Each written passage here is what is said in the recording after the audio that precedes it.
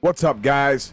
I am playing drums for the Montoya machine on July 30th at Club Underground in Minneapolis, Minnesota. We are opening for Silvertung, Inimical Drive, and Leaving Hope. There's going to be a link in the description for tickets. They are $10 in advance, $15 at the door. It is 21 plus. Hope to see you there.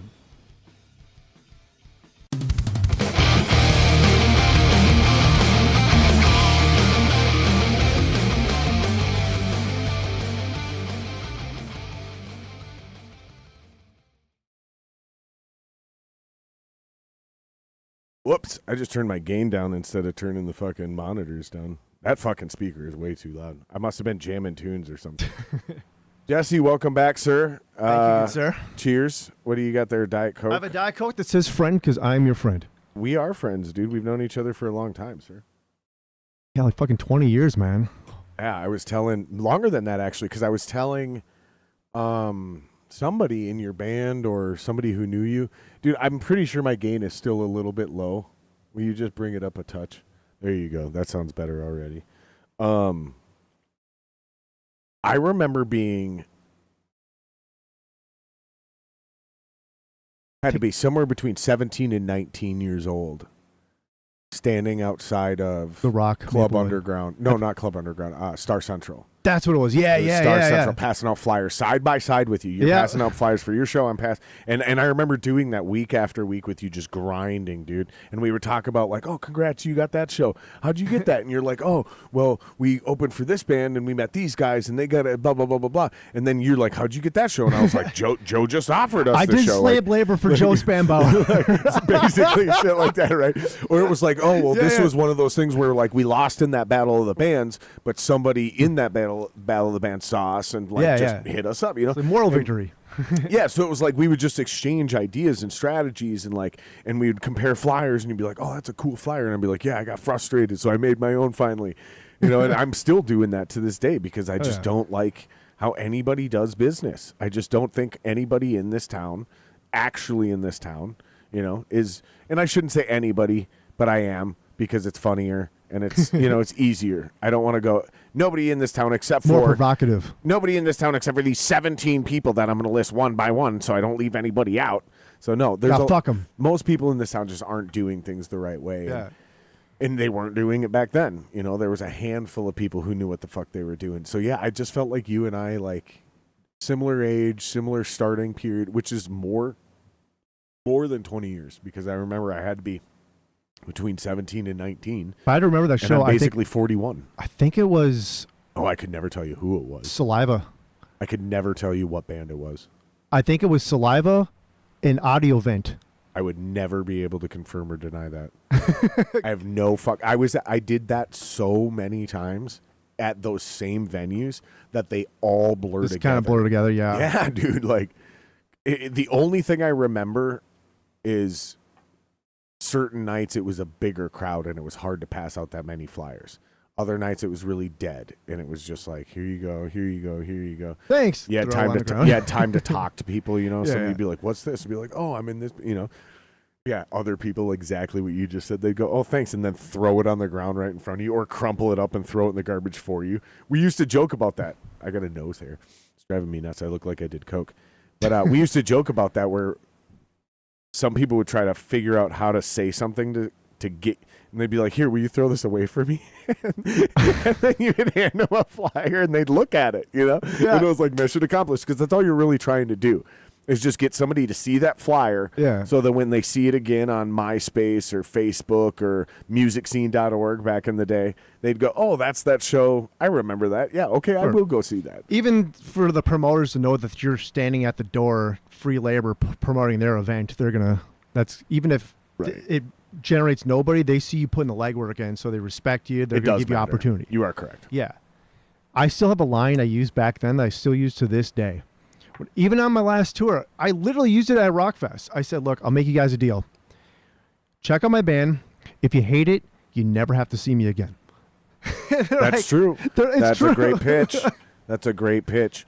You know what? The other one Jen Dean said was, if you check us out, if you genuinely come watch us, I guarantee you that you'll like us. And if I'm wrong, oh no, what did she say? She said, I guarantee by the end of our set, I'll make you my bitch. That's what it was. Well, Jen Dean Forberg, that's what she said. You can go two routes in those things. Dude, Jen Dean's bands are always fucking wild, dude. Like, All the Pretty Horses, fucking two people with, like, these metal spike-studded cod pieces with, like sanders and, like, shooting sparks off, which does, in retrospect, is kind of dangerous, indoors, but Not whatever. really. It's not really that dangerous. And then, like, fucking Harsh Reality was just fucking wild back in the day. Why do I remember all this? Holy shit. We actually played with Harsh Reality. The Montoya Machine played with Harsh Reality, like, last year. They're still around? Yeah, they came back. Holy shit. I think it was November we played with. Isn't that right, Will? Was it November? Yep. Yeah, we played with them at the Skyway Theater. I played with those guys, like, 20 years ago, and it was, In fact, that All the Pretty Horses are coming back. No shit. They have a reunion show. I think it's... Look this up. All the Pretty Horses reunion show. I think it's this month here, coming soon. I think it's like July 25th or something. Wow. Yeah, I think it's like this Friday. Holy shit. I remember that show with Harsh Reality. It was like... And that's one of those things I will go out of my way to go to. Well, and you better, yeah. People would be like, Jared's a transphobe. I'm like, you're retarded. Like, I am definitely not a transphobe, dude. Like, I love that band. Like, and I will go out of my way to go pay to see that band. I probably won't be able to sneak back door because I don't know anybody. I just remember their singer was like, merch, go get our merch. I was like, what the hell? The way it was said, it was just wild. No, keep searching. You'll find it. The band is called All the Pretty Horses. Yeah, I played with them in my first actual PAX show in Minneapolis. Oh shit! I hope was with All the Pretty Horses, and it was at the Caboose. It was All the Pretty Horses. That might be it. That might be it. Scroll down. Us and Sound and Fury. Oh, it already happened. June 27th. Fuck. Oh shit! It. Fuck. Yeah. Fuck. It was a grip ago, man. That was already almost a month ago. Yeah. Fuck. Dude, I'm so bad. This is what I try to tell people who come on the podcast or come out to our show. I'm like, I will try to come out, genuinely. But you personally have to text me the day of the show. And, like, just a few hours before the show. You're a busy like, dude. You're going on at 8 or 9. You better text me at 5 or 6 and be like, hey, you coming out tonight? And then I'll be like, oh, shit, yeah, I am. And then I'll remind my wife, I'll be like, I have to go to that show tonight because I will have warned her. But we forget. And it's like, I'm not always making moves. Sometimes I'm just tired. Sometimes I'm smoking meat. Sometimes I accidentally. Those are still moves, man. I just sometimes, dude. Sometimes I forget, bro. It's not that impressive. But dude, we finally played a show together. We did. I mean, we played a lot together. Probably.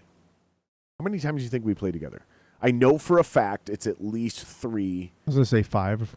I was gonna say minimum 3. Yeah. Not including this. So, including this, yeah, maybe 5, maybe 6 now. It's crazy. Like, I'm still hanging out and playing shows with people I was 20 years ago.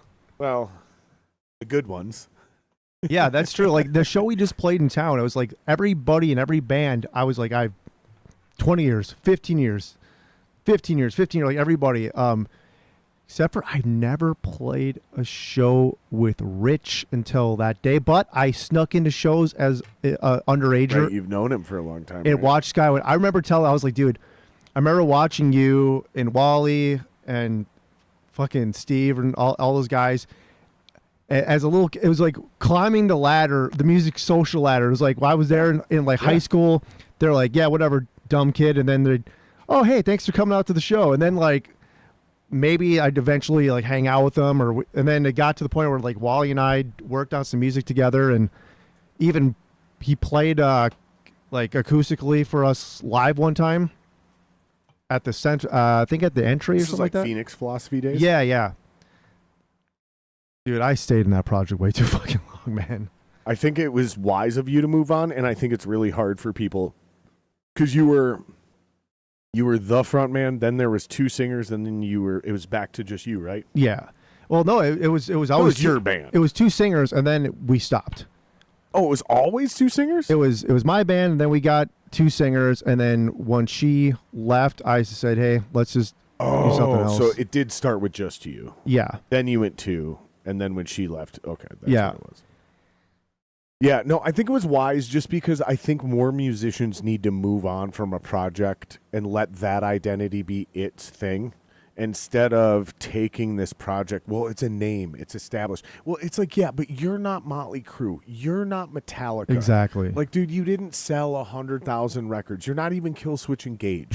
You know what I mean? It's like, chill the fuck out, bro. Move on. Do something different. Create a new band. Yeah, and it's, if you try to do something different too, if you try to do something different in the same band, people are going to still look at you from that lens. That's true. Yeah. Yeah, so it's like, and it might not go well. It might stagnate you because here's what might happen. The people who used to like your old sound no longer like your new sound. So no one's pushing your new music. well, luckily no one liked our old sound, so we're good. Let's just say this is true, right? Let's just say this is true, though. Yeah. Like, let's say you got 100 die-hard fans as a local band, and then you put out this completely different genre of music under the same name. You completely alienate those 100 local fans. They're not going to push your music or bring people to shows. They're not going to start coming to shows. And maybe, at best, you got 100 new fans at the same exact time. Yeah. Right. So you ended up with a net zero. You're in the exact same spot you were 15 minutes ago, right? Exactly. And so you have the exact same 100 people pushing your band. Yeah. What I'm saying is not the exact same 100 people, but the exact same amount of people. And what I'm saying is to the outside world, you did all this thing and no one cares. Yeah. Right? If you could somehow do it and get 200, 300 people to push your thing, people are like, oh, this new sound is fucking dope. Like, they're doing something now. But Yeah. that's not what we're really talking about. No, Like, no. so just move on. Just start a new thing. Just And there's, go. I try to do so much. I tried so hard with that thing. It was like we were pop, rock, wise. punk, electronica. We had a guy singer, a girl singer. You We were didn't all pick over a the place. fucking lane. You were all over And the so people are place. like, oh, yeah, they're good, but they didn't do. The diehards weren't out. We didn't create diehards because we didn't have a lane. we didn't really have an identity. Yeah. Yeah. A lane. Sure. Yeah. Just a like, lane, oh, yeah. what do you play? Music. All right, fair enough. Well, see you later. Yeah, whereas like a lot of bands that do make it start off extremely niche, and then they slowly expand from that niche. Yeah. And that's how but they don't alienate. Well, some bands do. Every time they evolve their sound, they alienate their old fan base but grow their new one. Yeah. That's rare and very impressive when that happens. Yeah, it just toward the end of that thing, like I think my passion was gone. I was kind of going through the motions. It was like, okay, just play the shows. Hopefully I'll meet some chick there or something like that. And that was basically it. That was pretty much the objective. The music, the passion was gone. And then when Steph left, we had a talk. Like there was kind of a I'm leaving and this is why type thing. She mentioned a couple of reasons, but she said something in particular that just stuck with me. She said two things. She said, I want to be able to tour, and you can't do more than one show without blowing your voice. Huh. Those two things Very powerful. stuck with me, and so I was, okay, this is done. Chad, Kyle, do you want to keep doing some music? You want to do something heavier? Let's do it. Jesse, get some fucking vocal lessons, get some monitors, figure your shit out so you can tour. And that kind of drove me. And you said something at the show about like you got the idea of monitors from Jeremy? I did. Yeah, because like he's always had the right idea. That's Jeremy. Never, ever say that out loud again. I told him that. Never, ever admit that out loud again. He had one good idea, Like, and for let's just end it right there. I'm just kidding. But yeah, I'm just kidding. but that was No. like he had the right idea. I never did because I was like, oh, I don't want to deal with He frequencies. was a pretty early adopter of Yeah. in-ear monitors, like before most local bands could afford to do it or were willing to do it. Yeah. Because he didn't have a lot of gear to invest into. Again, that singer privilege, right? Of like, Yeah. there's not a lot there live. You don't haul gear. You don't blah, blah. That's also one of those things. Most of the time, the singer just shows up and sings into the house mic. Yeah, and I think back in the So- day too, like I was hauling around my amp, I was playing my guitar, singing, or my keyboards, or I always had something else for the most part until like later when I just started just singing. Yeah. So like, yeah, I didn't even think about that. I was like, what was on my radar? I'm like, oh, monitors are covered by the house. That's one less thing for me to buy. Yeah, I got a mic. I eventually got a fucking wireless mic specifically. I got a fucking channel strip, which was a compressor, EQ, and limiter. I got a channel strip power conditioner, fucking had a little vocal rig, and fucking, I didn't use any effects or anything, so it was very minimalistic. But yeah, in-ear monitors just weren't really a thing for me because, number one, I didn't think I needed them. Number two, I was so good at manipulating my earplugs in and out during a live show to where I could hear a real version of my voice versus the headphone version of my voice, and then combining that with the monitor mix that I was getting. And on really bad shows, I could pull that thing out altogether, and then I would sing into the mic, not cupped, but I would kind of like hold this hand up by my mouth, and you can actually hear a little bit more of your own voice. So like the mic's still here, and then my hand is here, and now I can hear it, even in a loud environment. It was never ideal, but I just kind of had like grown accustomed to that. So I just didn't think I needed in-ears. It wasn't until I started doing the drum thing, and I still don't do wireless because I don't need them. Oh, you're not going anywhere. As a drummer, Jesus, man, it's a vibe back there now. If I get a good mix from the band and then the fucking bass, really I just need the vocals and the guitar in my in-ears with a little snare and kick. And then that bass just rumbles the stage because we use a real bass cab. We don't DI. Bro, it's a vibe back there with in-ears, dude. Oh, yeah. So, yeah, I think you're right. I think Jeremy was one of those first local guys that was on that train. I don't remember a lot of people using in-ears other than him. Not back then. Yeah, especially back then. So when did you finally make the switch? I made the switch. I tested it in the Phoenix, like, I did this show. I actually lost it. We opened for the Pointer Sisters at the Pride event in June, and I lost my wireless there. Wait, you opened for the Pointer Sisters? Yeah. Really? That's what they did. Well, we did. Who booked that show? Joe Spanbauer? No, it was. I'm just kidding. I'm just kidding. He'd be like, no, fuck Weber. I'm giving him a Monday night at the Red Sea. Nah.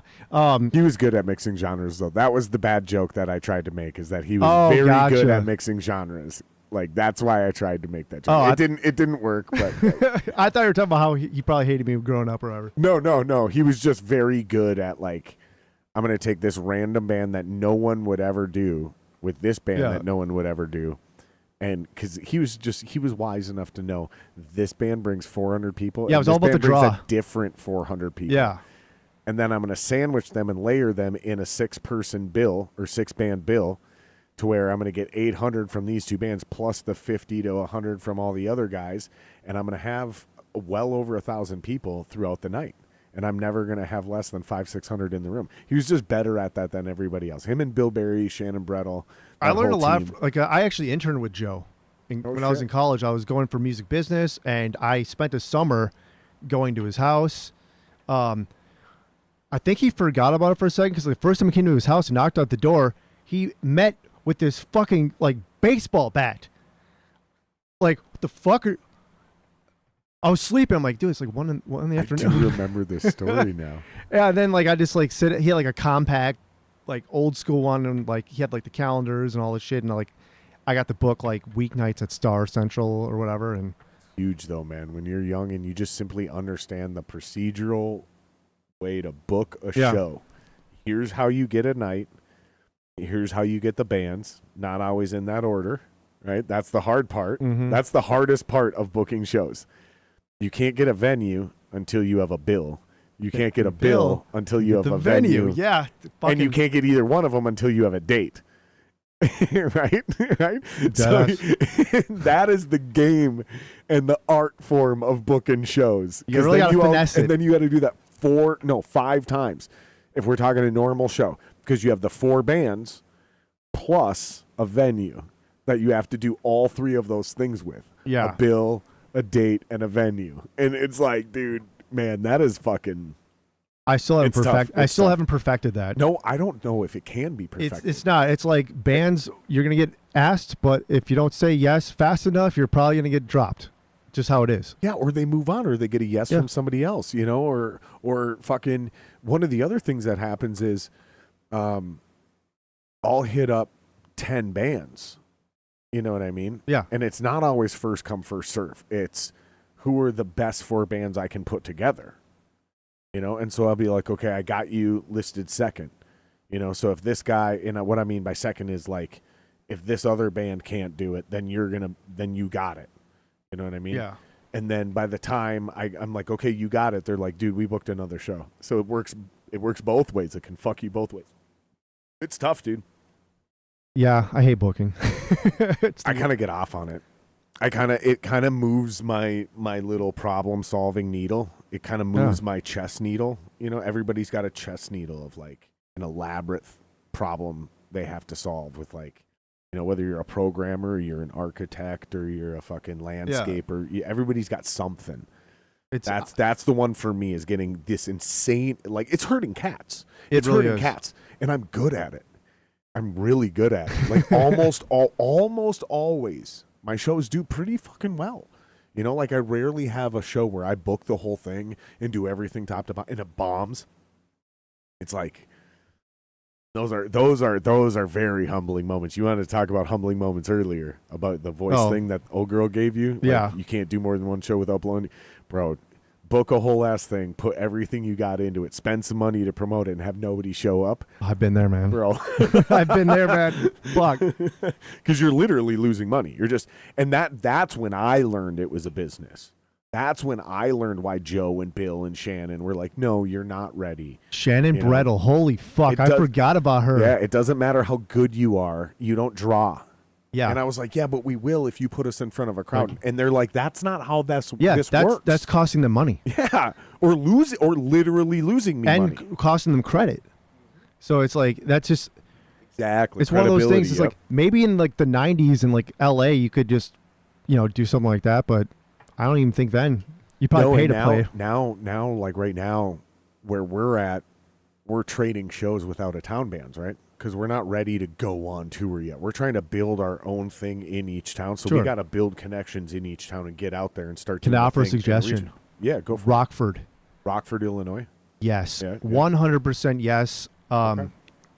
I start my second show in the Failsafe was in Rockford, and we just played a sold out show on Thursday in Rockford. Okay. The bands there are they're kind of the same thing. They're hungry, they're good, they're tight, they all know each other. Like they have their own scene there. And especially with the back bar being gone, which was in Janesville, rest in peace, Bob. That place was great. Rockford's kind of picking up the pieces of that whole wing of 94-ish. Okay. But yeah, like they have hungry fans. People love music there. Like it was always fun playing a show in Rockford when we started, and then playing a show here. It was different. I want to see I just want to look at some numbers here. Like I want to see how like many people they have, how big the city is. Well, that's the other thing. People travel. So scroll up. So people will go. All the information you need should be. That's not telling you the whole story, though. No, I know, but I just want to get some information. Okay, it isn't right there. That's weird. Scroll down. It used to always be right here. Everything I wanted to know was right there. Okay, right there. 140. Okay, so it's basically a bigger version of Coon Rapids, smaller version of Minneapolis. But here's the caveat, though. Is it surrounded by any suburbs? Yes, and that's where it's at. People travel. People come from the Quad Cities, area, right, from Madison, from Joliet. That makes sense. Illinois. That makes a lot of sense. So it's really cool. On Thursday we had a guy. It's not a college town. It looks like it doesn't look like a college town. I don't see anything in here. I see museums, cottages. I don't see anything about a university. So it's not a St. Cloud. It's not a Mankato. No. It's not a timing issue. You know, that's Dude, what I'm getting at. Like, I had a guy on Thursday. Like, don't play for anybody who we're breezing past this because this is shorthand with us. But what I just literally said is, if you're in a young up and coming band, don't try to go book a college town during the summer. No one will be there. It's the worst. You need to get into that town during college season, preferably around a hockey or a football or a basketball game at a bar where people use it as an after party. That's where your crowd's going to be. That's how you get fans in a college town. For sure. Play covers. Yeah, seriously. What I was going to say about Rockford, which was totally cool. On Thursday, I had a guy I met. He said, hey, look, I listen to your band every day at work. You put me in a better mood. I drove 2 hours to come here because that's what I was getting at. Yeah. Like, is it surrounded by suburbs? yeah, and shit, and right? he drove there to see the band. That's So cool. it's- That's super cool. Okay, we'll keep that in mind for sure. So where I was going with this to keep that in mind is like, so the way most bands would get into Rockford, Illinois is you got to find a good Rockford, Illinois band that draws and has like connections at a good venue, and you do what's called a show swap, the good old show swap. Yep. Right, so we'll come down there and play in front of your great crowd, and then we have to book a great crowd up here. So where I'm going at is when you want to do this, you have to not only build this great crowd for your own thing, but then you have to compensate for an out-of-town band that isn't going to fucking draw anybody. In this town, out-of-town bands will not draw. It's just a fucking fact. It's how it is. It's Prince's town. It's Bob Dylan. It's fucking Trampled by Turtles. This is Minnesota. This is Minneapolis. There is a music snobbery in this town that I have never seen anywhere else. The Minneapolis crowd. It's Minneapolis insane. crowd pose is this. Yes, that thing. Yes, They the metal didn't- pose. They didn't the do metal it. Pose, I had a line at my show in St. Paul, but they didn't do it. I was waiting for this, but they didn't do that. I was going to go, so, okay, guys, fuck putting your hands up. Everyone, get into the Twin Cities pose. Look disinterested. If you got a cell phone, stare at that for a while. Look at the ground. Yeah, no, you're right, dude. That's a thing, and that's real, dude. It And only I've happens watched- here. And I've watched incredible bands come through, and that be the response to sold-out crowds. So, like, we did the whole thing. They come through, and they fucking crush. Yeah. And then our crowd is just like, they're nodding, you know, and they'll clap and be like, woo. But, like, they're not into it. Yeah. You got to come back like 3, 4, 5, 6 times. And then all of a sudden, people like your band. And then now you're the headliner. Yeah. But it's such a weird town, dude. And trying to explain that to out-of-town bands. Because it's not like that anywhere else. No, it's not. It's very absolutely It's not. very Minnesota. I don't know if we're just awkward show people or and what. it's actually just the Twin Cities. It's not even the entirety of Minnesota. You're right, because if you go to Mankato, if you go to Correct, fucking St. Cloud, Duluth. Yeah, literally not Minneapolis, St. Paul. It's literally just the Twin Cities, or maybe the Loop, I guess, because we don't really have a lot of downtown clubs anymore. But with that said, I do love playing here. It's fun to come home and see all the people at the shows, support, and everything like that. Once people love you in Minnesota, we have great fans. Yeah, Once you just people gotta love you just you. gotta get them.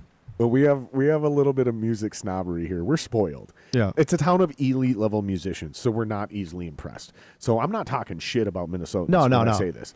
It's just a different level of expectation, and we have to warm up to you. yeah. You know, My we have to default warm is up. I'm assuming everyone hates me, and like maybe they'll like me eventually. I don't know. That's my mentality. So what's that like being in a rock band as a front man? So for example, when I was a metal front man, all I had to do was be mean and intense, scream really hard, be really passionate, right? But as like a rock front man, you're kind of good looking. Like, do you got to like worry about like smiling and like making eye contact with people and shit? You know what I mean? Like, it's a totally different game you play up there versus a metal front man, especially my style. It's a different which was game. the- It's a different game with the same initiative. You have to build a connection. And, you go to a metal show, you connect in a certain way, throwing down, screaming, getting them amped up. Yeah, you're trying to get a vein Yeah. to pop. With you're trying with to look rock, tough. it's a little bit of everything. Like, you do need to have those heavy Trying to moments. be sexy. You need to have those soft, sexy moments. You need to have those funny, don't take yourself too seriously moments. Yeah. And I'm glad I got you to say sexy. sexy.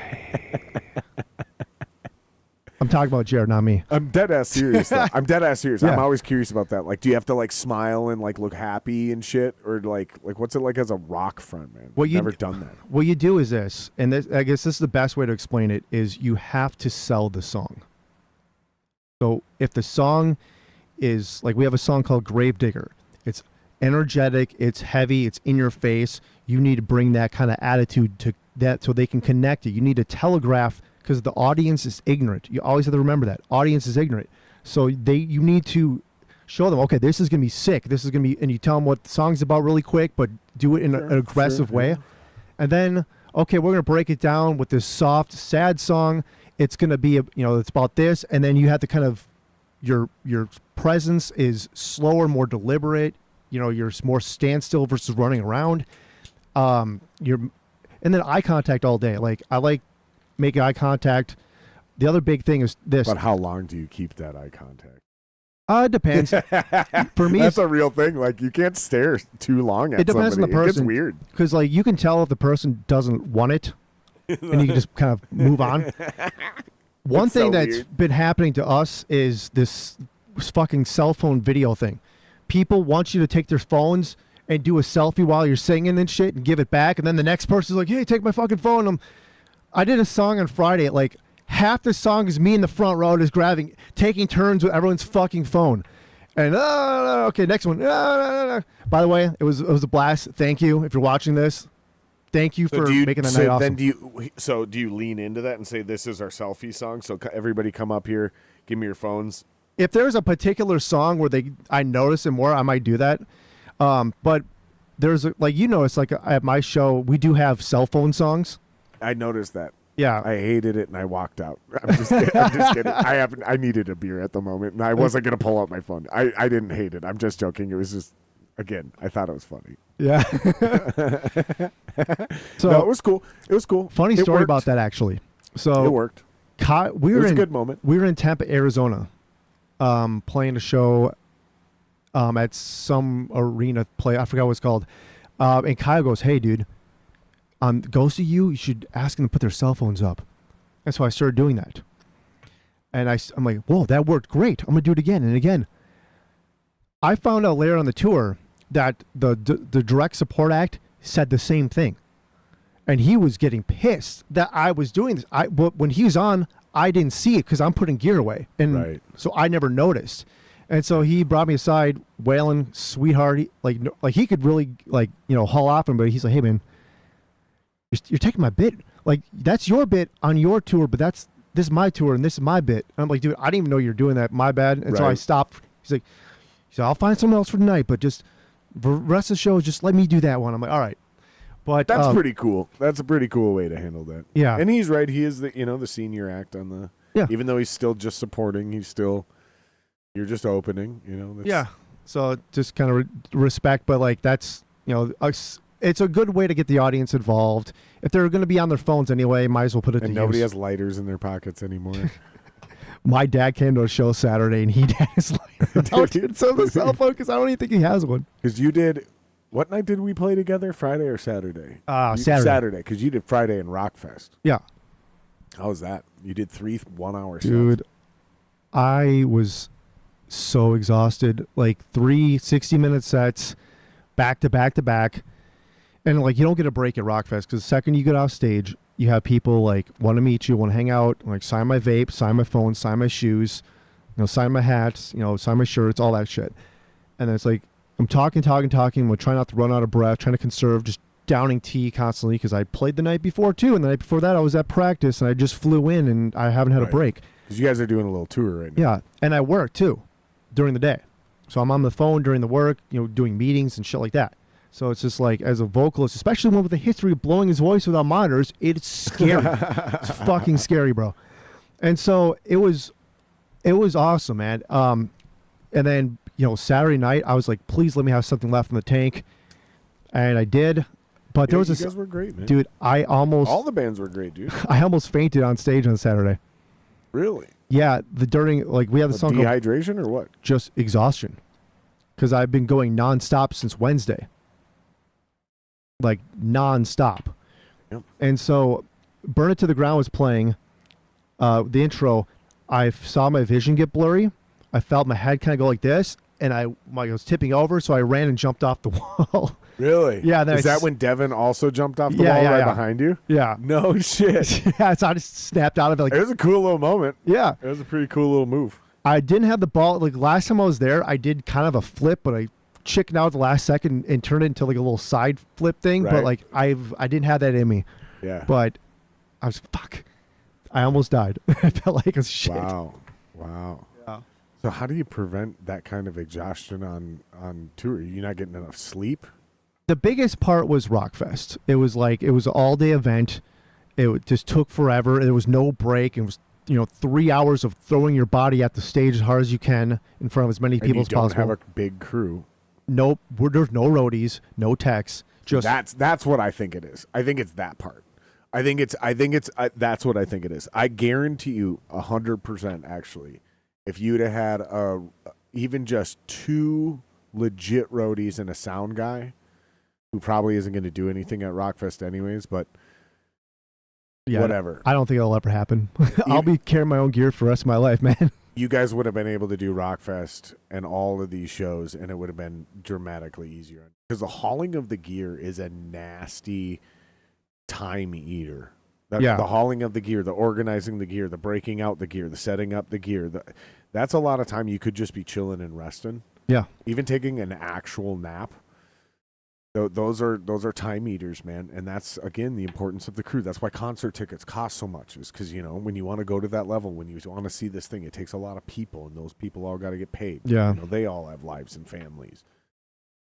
So yeah, it was the most. I've done like 7-8 shows in a row with like 9-hour drives in between, and no sleep or anything, and working at the same time, and like I survived. But that was a special kind of exhaustion. The heat, too. That was another big part of it, too. Right. You're outside, 3 1-hour sets. Yep. Oh, the loadout was a race against time, too. Because when we got done playing, Five Finger came on, and we had to get our shit packed, loaded, and drive out of there before they stopped. Otherwise, we weren't going to get out. Really? With all the traffic and shit where we were. Wow. So it was a race against time. We're like, oh, shit. This might be their... Oh, please have an encore. Okay, thank God. They rushed us out of the Amsterdam as well at the end of the night. Like, all of a sudden, it was like, you guys got to get your shit out of here. We were like, yeah, it's all backstage. And they were like, no, it's got to get out of there, too. And we were like, wait, what, now? Like right now? Shit. And they were like, yep, you got to go. You got an hour after the show starts or ends. And I was like, okay, but, like, even from the backstage area? Like, fuck, man. That's crazy, man. Yeah, well, it felt crazy. I mean, we got it out of there, but it was still like... Yeah, that show, It just felt super abrupt. Once we kind of like closed out most of the merch sales and whatnot, I don't have a car here. I'm staying with my folks when I'm in town here. Right. And I was like, look, guys, it's going to be easier for me just to go with them versus someone drive me there at the end of the night. So I just bailed. Well, even like trying to just get gear loaded into that venue was a little wonky. Oh, and then yeah. The festival was getting out as we were trying to unload, and I was like, dude, it's gonna take forever. It's like fucking 7th Street, man. I'm like, this is not happening quickly. Yeah, but the difference is 7th Street, like they have that garage. So if you're cool with them, do now. If you're cool with them, they'll let you pull into that garage and you can unload your shit, do everything in the building, and then pull out and you're good. But damn, man. I just remember back in the day, I was just like, throw my flashers on, get everything out, just leave before a cop comes, basically. Yeah, I didn't play. I think I've only played 7th Street once, maybe twice. I doubt it's been 3 times. And I've been there a bunch, and I've helped people load out, so it gets a little blurry. But I think I've only actually played there once or twice. Yeah, last time we played there was like 5 years ago. We played with Jeremy. We played with Wheeler, his band. Which one? Fuck. That's Citizen Zero. My Zero, that's what it was, yep. I don't think I've ever actually heard any of My Zero's music. Anything Wheeler touches turns to gold. Yeah, it seems to do pretty well. Like anything he does. He's pretty good. Crazy. He's a talented guy. I like Wheeler. I had him on the podcast recently. It's so funny because I want to turn him into my Tim Dillon. I want to learn how to just put a quarter in him and get him to rant about the things I want him to rant about. And then I got to figure out a way to put a new quarter in him and get him to shift topics on like. You'd be good for that too. Oh, he's very good at it. I just don't know how to reel him in when I need him to shift topics because he'll start running out of steam and he doesn't know when to stop. And so I got to figure out how to interject. I want to see his stand-up sometime. I don't think he's doing that anymore. Oh, fuck. He's so funny.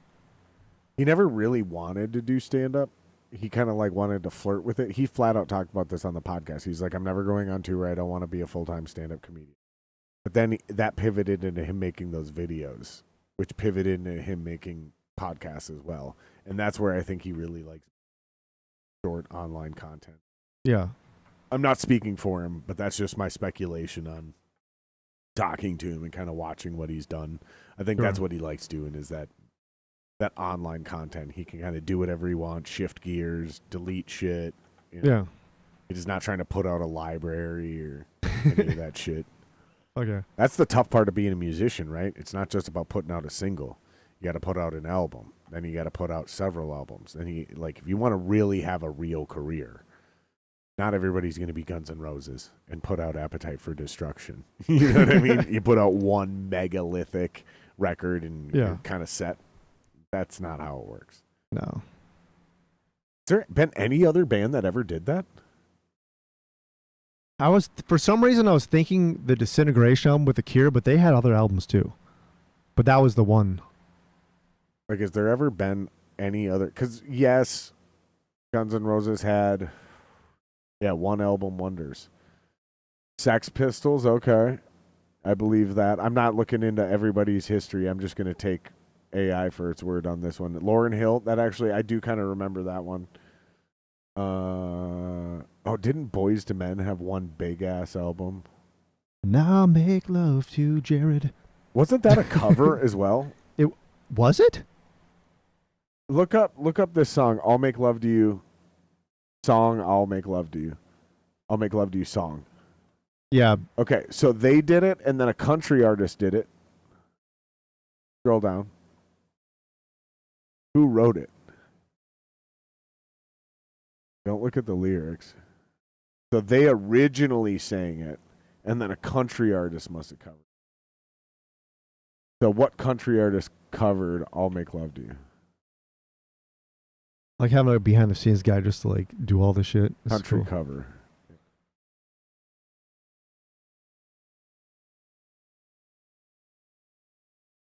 Yeah, I love having a producer. It's fucking, it's awesome, dude. No, that's definitely not. Am I not thinking of the right song? I'm convinced there was a. See if you can find this. What Boyz II Men song was also covered by? Look this up in the background, Will. What Boyz II Men song was covered by a country artist? Because I'm convinced it was gonna. I'm convinced. I know for a fact that there was a country artist who did the same song as Boyz II Men, and I've always wondered. I thought they both did a cover. That's what I assumed. I assumed they were both on the same record label. Because this is just how I think the music industry works. They're both on the same record label. That record label bought the rights to some old ass fucking cover, and then they had an R&B artist do one, and they had a country artist do one, and they're just raking in the cash. No. I'll find it, dude. We'll talk about it on another pod. Keep looking. If you can't find it, keep looking. Because I know I'm not crazy. Cliffhanger. But if you can't find it, we'll talk about it on the next pod. Because I'll find it. There you go.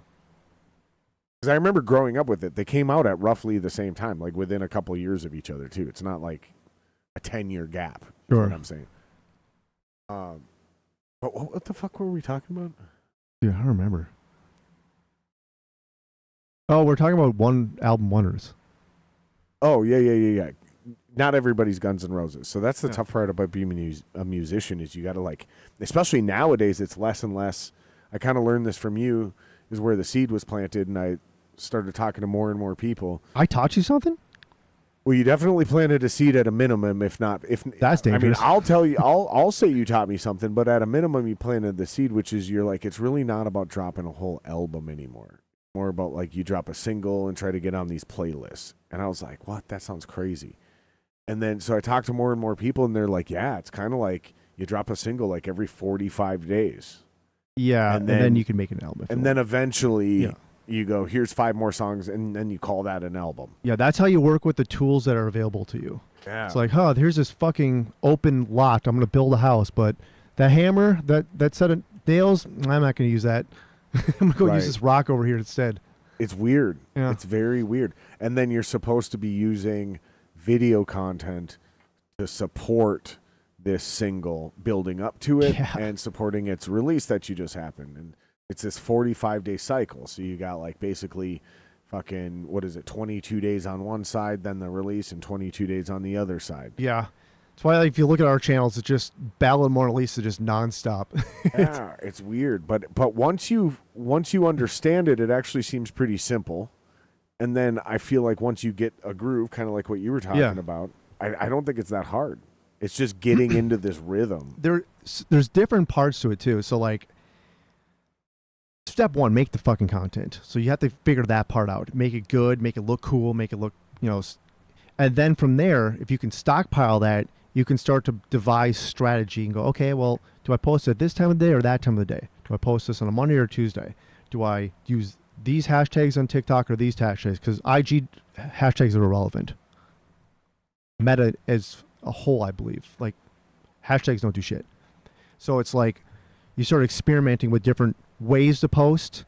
Like they have trial reels right now, which if you use that, it is supposed to show your shit to like new people, only new people. So I have like 10 of them going.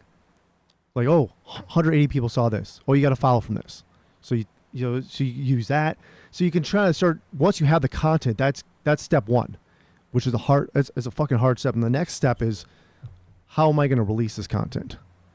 What messages am I going to put? Who am I going to tag? And then you have to look at the data, see how it does. And it's fucking wild because sometimes like a song, I'm like, oh, or this video, I'm like, it's a throwaway video, does well. And sometimes a video I spend 2 hours on does shitty.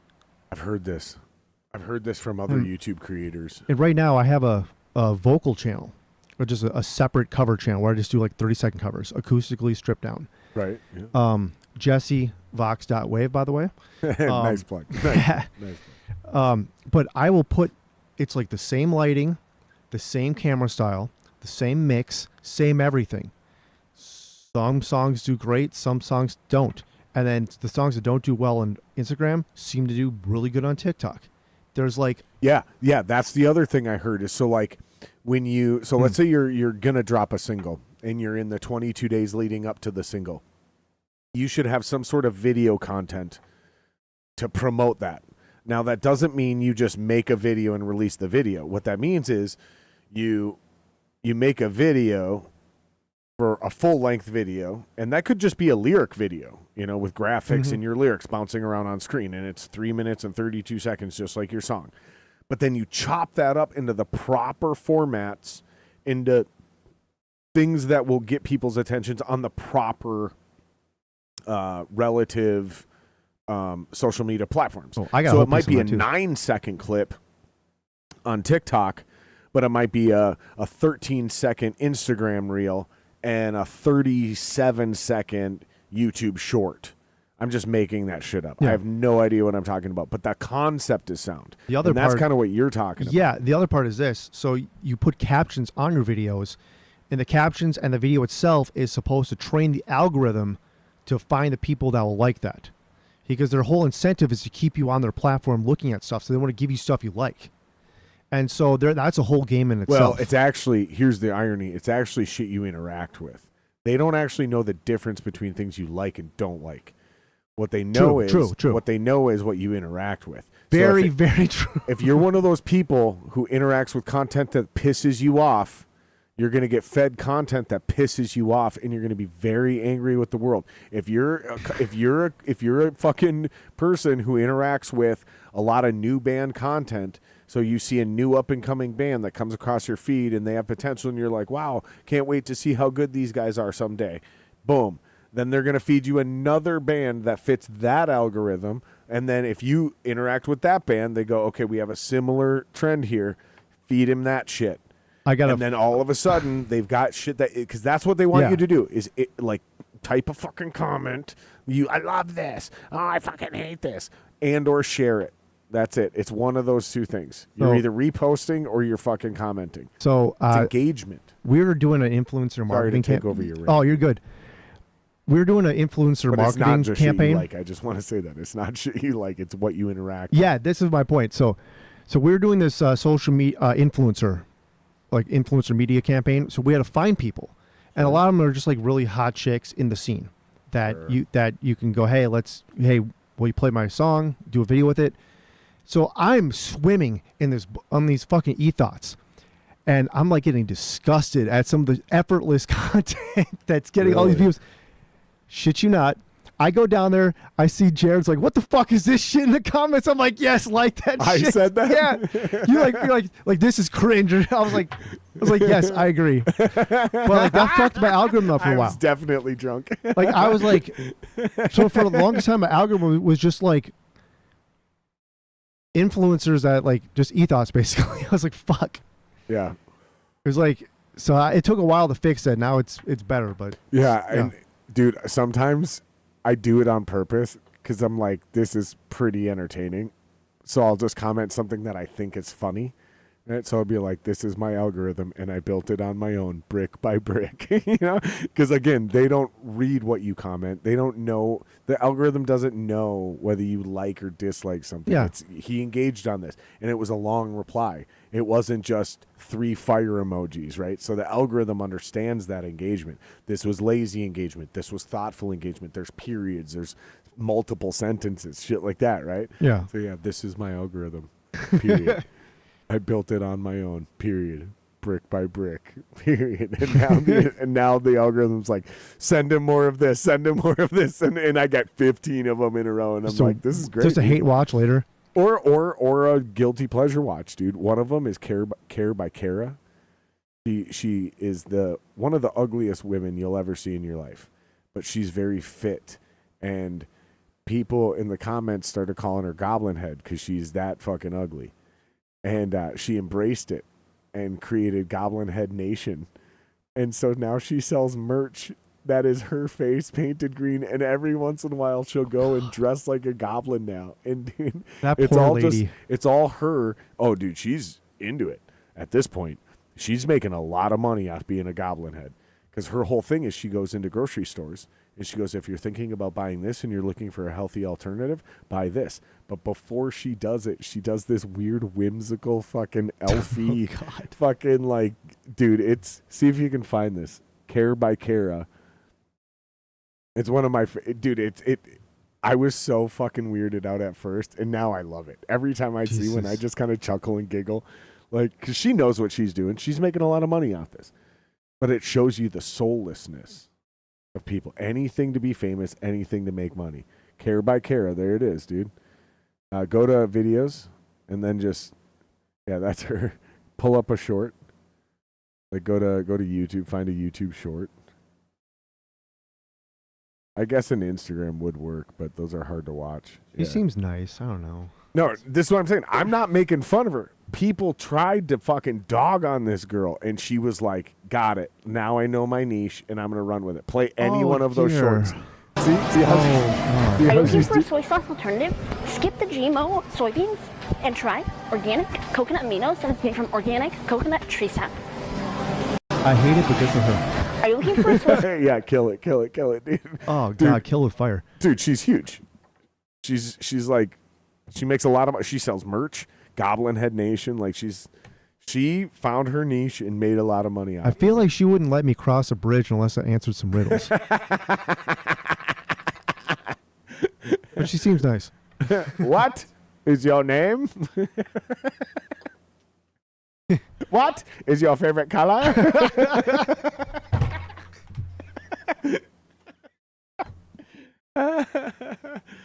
Holy shit. What is the third question? I can't remember it. It's something hard, isn't What it? is the airspeed velocity of the European swallow? Yeah. Good Lord. It's one of my favorite movies of all time. I haven't watched it in so long. In case anybody doesn't know what we're talking about, that's Monty Python and the Holy Grail. Yeah. You must answer 3 questions. The first 2 are stupid as fuck. Just basic, like, blue. And the third one is something that no one could ever possibly answer at that time. They did not have the math. What is the airspeed velocity of the European swallow? The word velocity probably didn't even exist back then. I don't think it did. I was listening to Neil deGrasse Tyson. He was talking about 20.1 miles per hour. Boom. well, now. But apparently Neil deGrasse Tyson was saying that the basic mathematic theory of statistics was invented after calculus. Oh, shit. Really? That kind of blew my mind.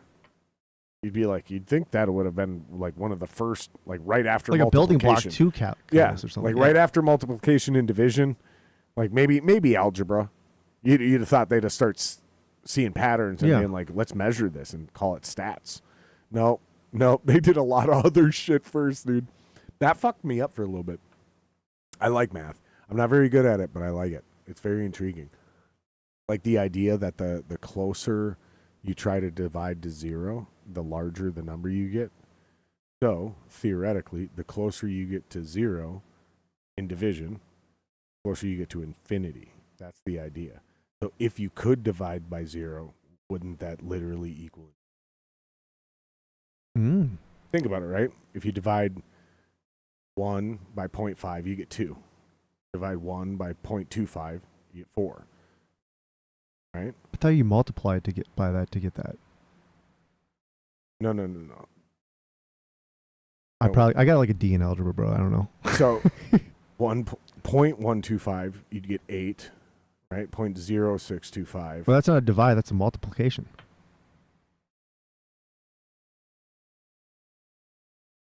I know that because like I have to do it with money. The only time I care about math. No, if you divide 1 by 0.5, the answer is 2. Yes. If you divide 1 by 0.25, it's 4. Yes.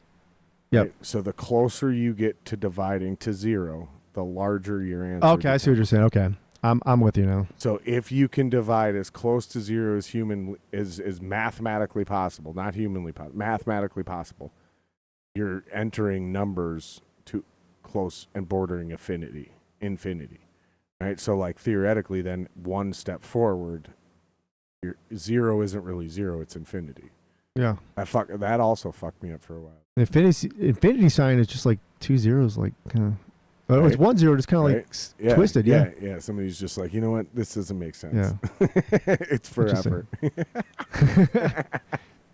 Yeah, I'm not the math guy. That's Kyle. That's why he handles all the money. I gotta take a piss, and then let's talk about the show we just played, dude. Oh, This is the first time we've been able to do a podcast like leading up to a show, and then had one where we could do a recap right after. Oh, there we go. Where somebody came the week after. So, Will, mute these mics. Pick one of the Montoya songs because I didn't load up any Failsafe songs. What?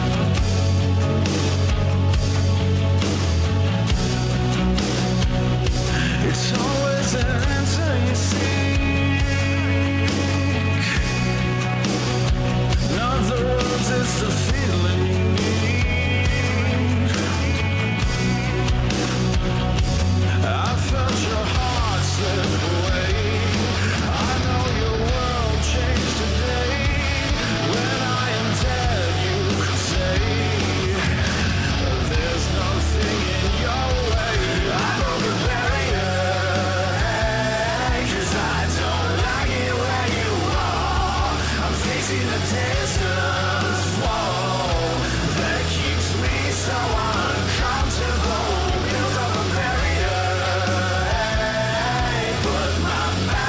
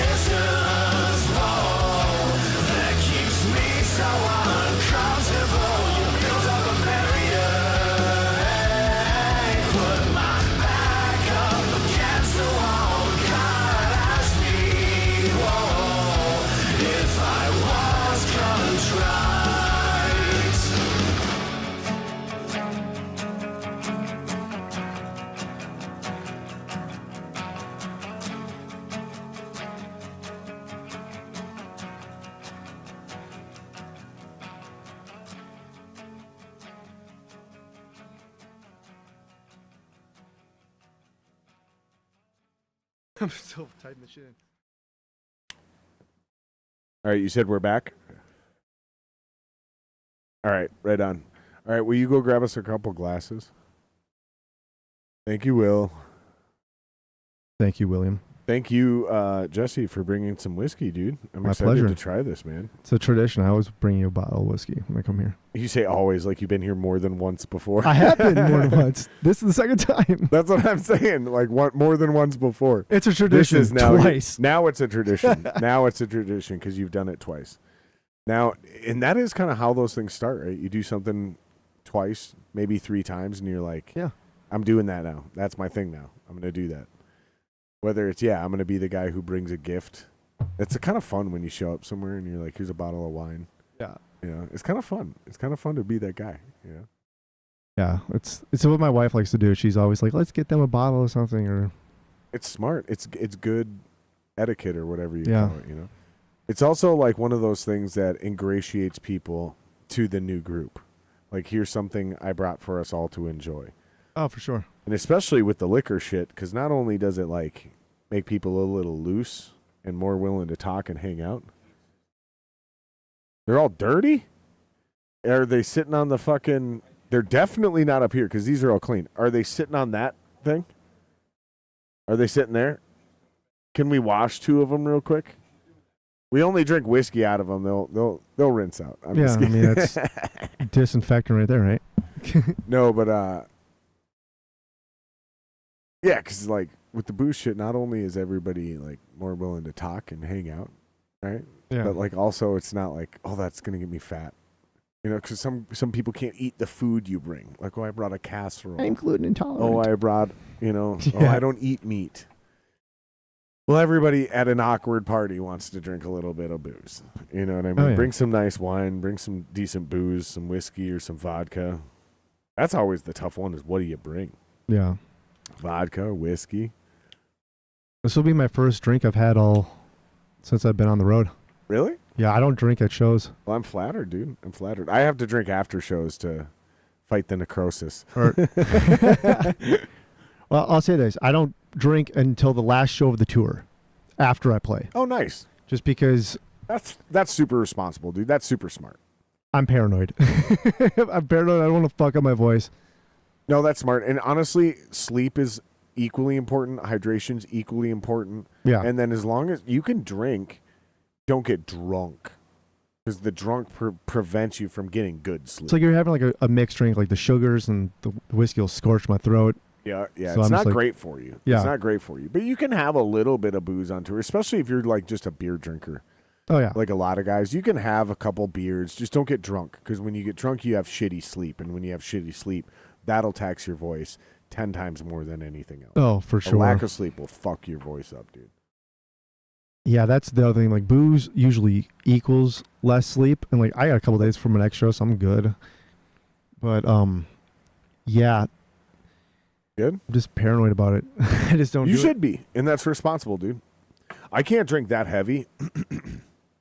That's why I can't do hard alcohol before, during, or after shows. Because I don't know if I'm going to I'm never drinking enough water, even though I drink a lot of water. I'm never drinking enough. Oh, Kyle And drinks. I never know when I'm going to cramp up. Kyle, we always used to give him shit because like, God, you have to pee like every 5 minutes, but he's drinking the appropriate amount of water. But hey, Kyle, look, it's your guy, a bathroom. Dude. I got pretty decent nails. I can't seem to get... Locked up.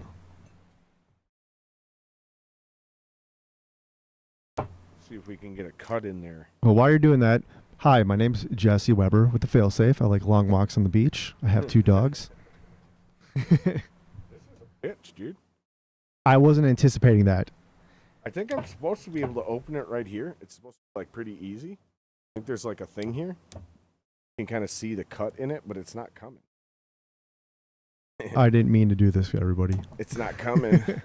That's what she said. Oh, I was gonna say you got Will over here. Will I am is Oh, what I it's could have called. had Will open it, but man, Will could have been here for an hour.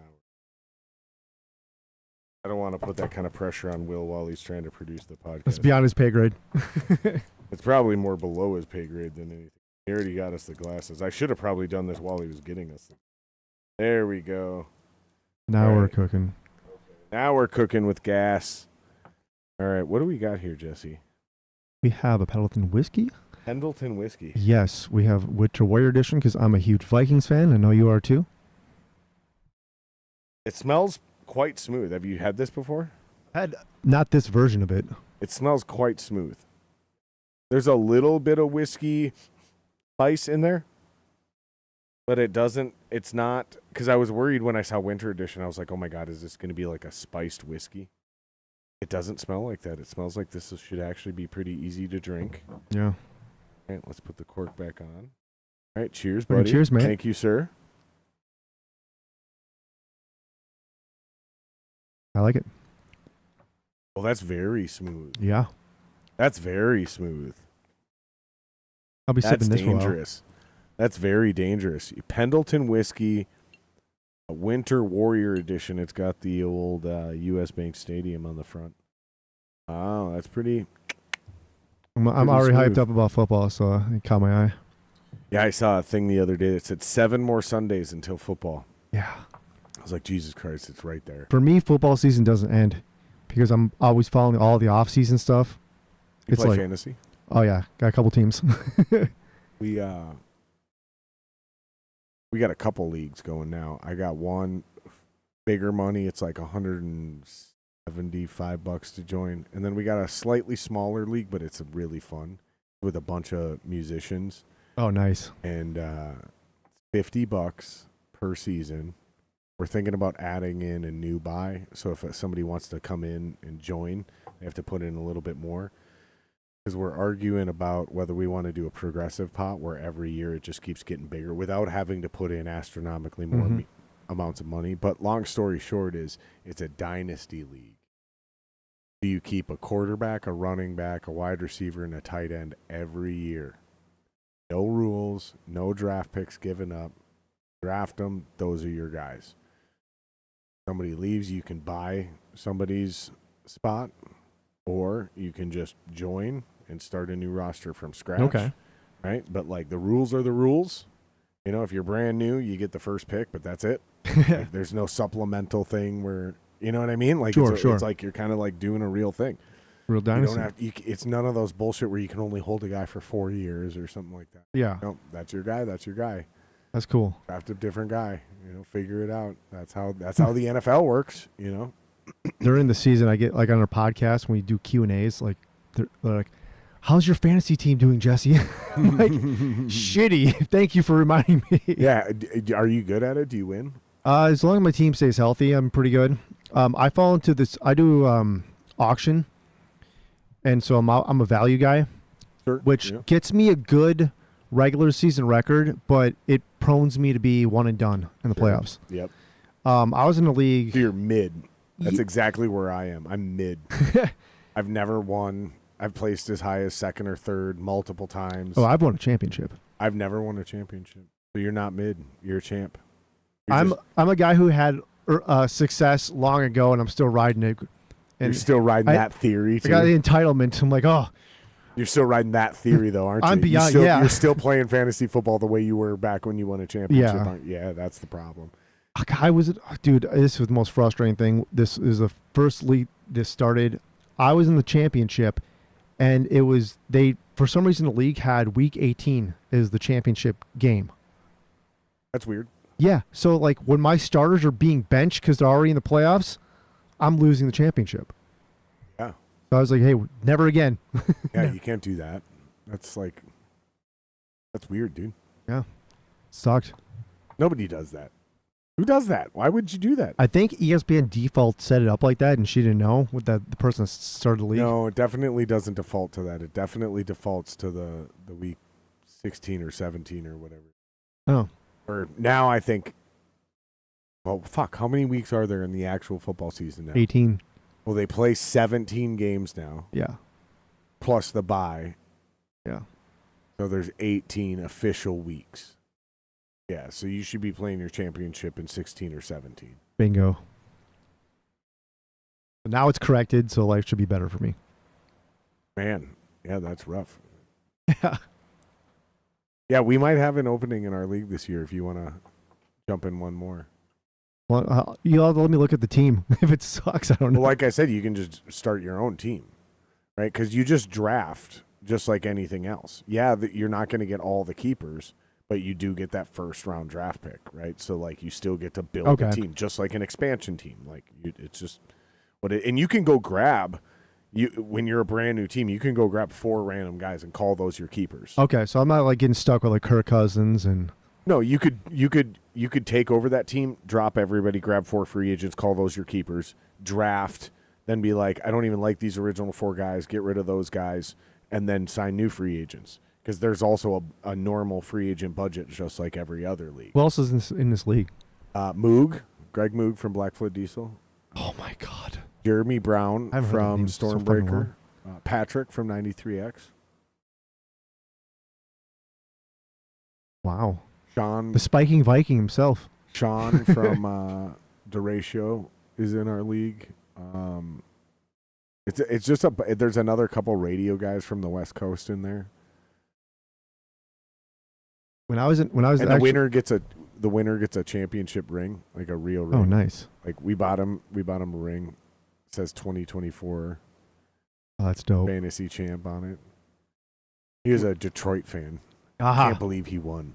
Speaking of Patrick, though, when I was in high school, I made a demo and I sent it to 93X and he fucking played it. Yeah. And I was losing my mind because I took Phoenix Philosophy or a different band?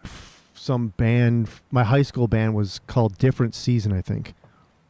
And I took my CD out of the boombox and the music was still playing and I was losing my shit. I was like, oh my God, what the hell? I'm on the radio. That's crazy, dude. I was so excited. Now look what it started. Thanks a lot, Patrick. Patrick and I have had this because Patrick and I are really good friends now, and we weren't back then because I just was too young and too new, and I didn't know him for shit. I met him way later and became very good friends with him for completely different reasons other than radio and music. And him and I have had this conversation a few different times where I was like, dude, how come you won't play my band? And he's like, because you guys aren't good enough. And I was not insulted by that. I was like, okay, cool. Okay, got it. We got to get better. Like, because I knew we weren't good enough. I was just waiting for somebody to tell us. And then I remember going back to my band and being like, nope, we're not good enough. We got to be better. We got to write better songs. We got to be better on stage. Like, I already knew. And that's all I needed. I've never actually talked to him. I've seen him in person, but he had no time for me. He's probably busy doing something. So I didn't want to bug him. I saw like at the Rock or something, like just walking past Mohawk and all that shit. You guys would have a good conversation if you guys had time to sit down and hang out. Yeah. Maybe this winter when you're fucking bored or you're not on tour or you're fucking whatever, you got a couple hours to kill, we'll set up a little Discord chat. Yeah, it's looking right now. Preview boys, take off work in November because I'm working on something. There you go. Yeah. Yeah, November's kind of winter. Yeah. The reason I say this is because I am never online doing shit other than the podcast in the summer. Like just zero. Like it goes. I barely can show up and do the podcast in the summer. It's so tough. Oh shit. I got so much going on. I'm trying to do more than I should. In the winter, there's just so much responsibility that goes down. I'm not mowing the lawn. I'm not taking care of fucking fallen branches. I'm not grilling and smoking food, having people over outside. Sure. We're not doing family events. It's just a way more chill thing. So maybe this winter we'll do a little Discord thing. That'd be dope. With Patrick, just the 3 of us. Yeah, or maybe I'll be in town again. Who knows? Yeah, I mean, he's not in town. He's out in California. That's he's why in Cali. Discord. Okay, Yeah. gotcha. Yeah, so then it doesn't matter where you're at. Yeah. You could be in the middle of fucking Kansas on tour. And yeah. you're like, I got 6 hours before I'm playing a show. Yeah. I'll hang out and That'd be fun. That'd be fun. Chat in Discord. That's the other thing you guys could possibly do. Is we were talking about that Patreon shit, putting certain things behind a paywall, but not making it exclusive, just doing it early. Yeah. Right? That's another thing that you guys could do is like, instead of the remote podcast thing, when you guys do actually sit down and get ready for a tour, right? You do a real rehearsal with all of you in the same room, which I know is hard because you're in different states. But when it does finally happen, I think it'd be cool if you guys filmed either the rehearsal or the post rehearsal hang where you guys are sitting there shooting the shit talk. You're not trying to do an interview. You're not trying to entertain people. You're just filming these things. It's just bonus content. Here's what it's really like. And throw that shit in there. Because that's the shit that me as a fan would be super interested to see. And it doesn't matter if you're like a young up and coming band or if you're fucking literally Metallica. I would love to see that post rehearsal hang from any band, especially when they're getting ready for a show or a tour or any of that, and you get to hear all the ideas and hey, I really liked what you did on that chorus. Let's try to do that tomorrow night because we've never really done that before, but let's try to do that. Like all of that, or hey man, that sucked, we got to work on that again. Make sure tomorrow night we do that during sound check because I fucked that whole part up. Sorry guys. There's a little bit any of of that, that, yeah. any of that. Yeah. That's the cool shit that people like me want to see, is that real behind this is what it's really like. Yeah. Not the fucking cheesy stage shit. And I'm not saying what you're doing is stage or cheesy. I'm just saying that I'm extra offended. content that's kind of already there just waiting to be filmed. You can do that. And I think that helps, dude. It's just more shit to put in that Patreon, dude. Builds more value. Absolutely. I know we do, well, like I said, we do podcasts similar to that. Our studio is in the basement of the Grain Belt building, so there's no data there like whatsoever. That's tough. Then you got to record it. Yeah. And because we've tried to do Twitch before, and we had to pre-record it. Yeah. Yeah. You have to. It sucked. Yeah, and then you can't interact with chat, so you're fucked. Yeah, so you just got to do something where you're not trying to entertain people. You're just documenting what's already happening. You just put a camera up, couple extra mics, make sure that people can hear you, and then you're just doing your thing. You're not trying to worry about the cameras being there. Yeah. And then just put that behind the Patreon. That doesn't need to be for everybody, but the people who really love you guys and are interested, that's cool shit. Well, especially the young guys who want to learn something. Well, what you described is kind of like what we do with our podcast, except it's more direct. So what you're talking is slightly more indirect. Yeah. That's cool. Yeah. I mean, anything that really works, because we were talking about that earlier, just putting out content. That's the tough part. Yeah, I'm so proud of myself for this. Like historically, we're like we're behind the eight ball basically. Like, oh, what are we posting today? I don't know. This. And like that's been like the habit, which you don't want to get into. So now we're in a position where it's like I have videos stockpiled for 22 days or for a whole summer. Like I have video stockpiled for a whole summer, and I have footage to make more stuff. Right. And it feels so good to have all that control way ahead of time. And so then I don't have to worry about that. And I can think of being strategic versus having to do something on necessity. Right. You can actually be smart about it. What is easier to make that happen? Is it filming a lot of content or playing a lot of shows? Filming a lot of content. Yeah. Because even if you only play 2-3 shows, but you film enough of it, you can chop that up and milk that.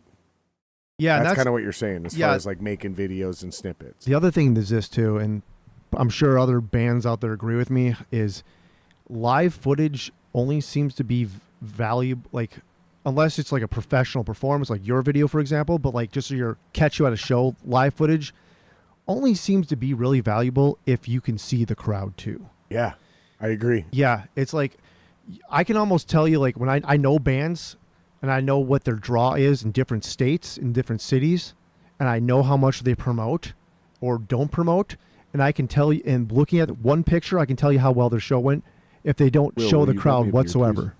It's like, oh, they're not, like the video's like, I'm not going past this line here because that's empty. I know damn well. I'm like, they didn't promote that show. Yep. They're not big in that market. It's going to be a rough time for them. Yep. Like I know that just seeing that. And then like the same band will be in a market where they are doing well. And suddenly they're panning and showing the whole crowd. Yep. Or they open up for a good national with a good opening crowd. Yeah, which this pissed me off about Rockfest. So even though they don't draw well, they're playing in front of a huge crowd. They build that. But that's smart marketing. It is. That's why you do those shows, probably for free. And this is what happened at Rockfest. So we weren't allowed to have photographers with the side stage. It wasn't allowed. So I couldn't bring a photographer in there with a media pass. So we were reliant on, us doing our own selfie at the end of the show or whatever footage we got. But what I just told you, the regular person going to a show doesn't know that. So all the videos that we got are literally us. And I'm like, could you have just shown the crowd for a second, people? Like sometimes some of them did, which was cool. And I did like the selfie shots or whatever. But for the majority, I'm like, it's just pictures of us on stage.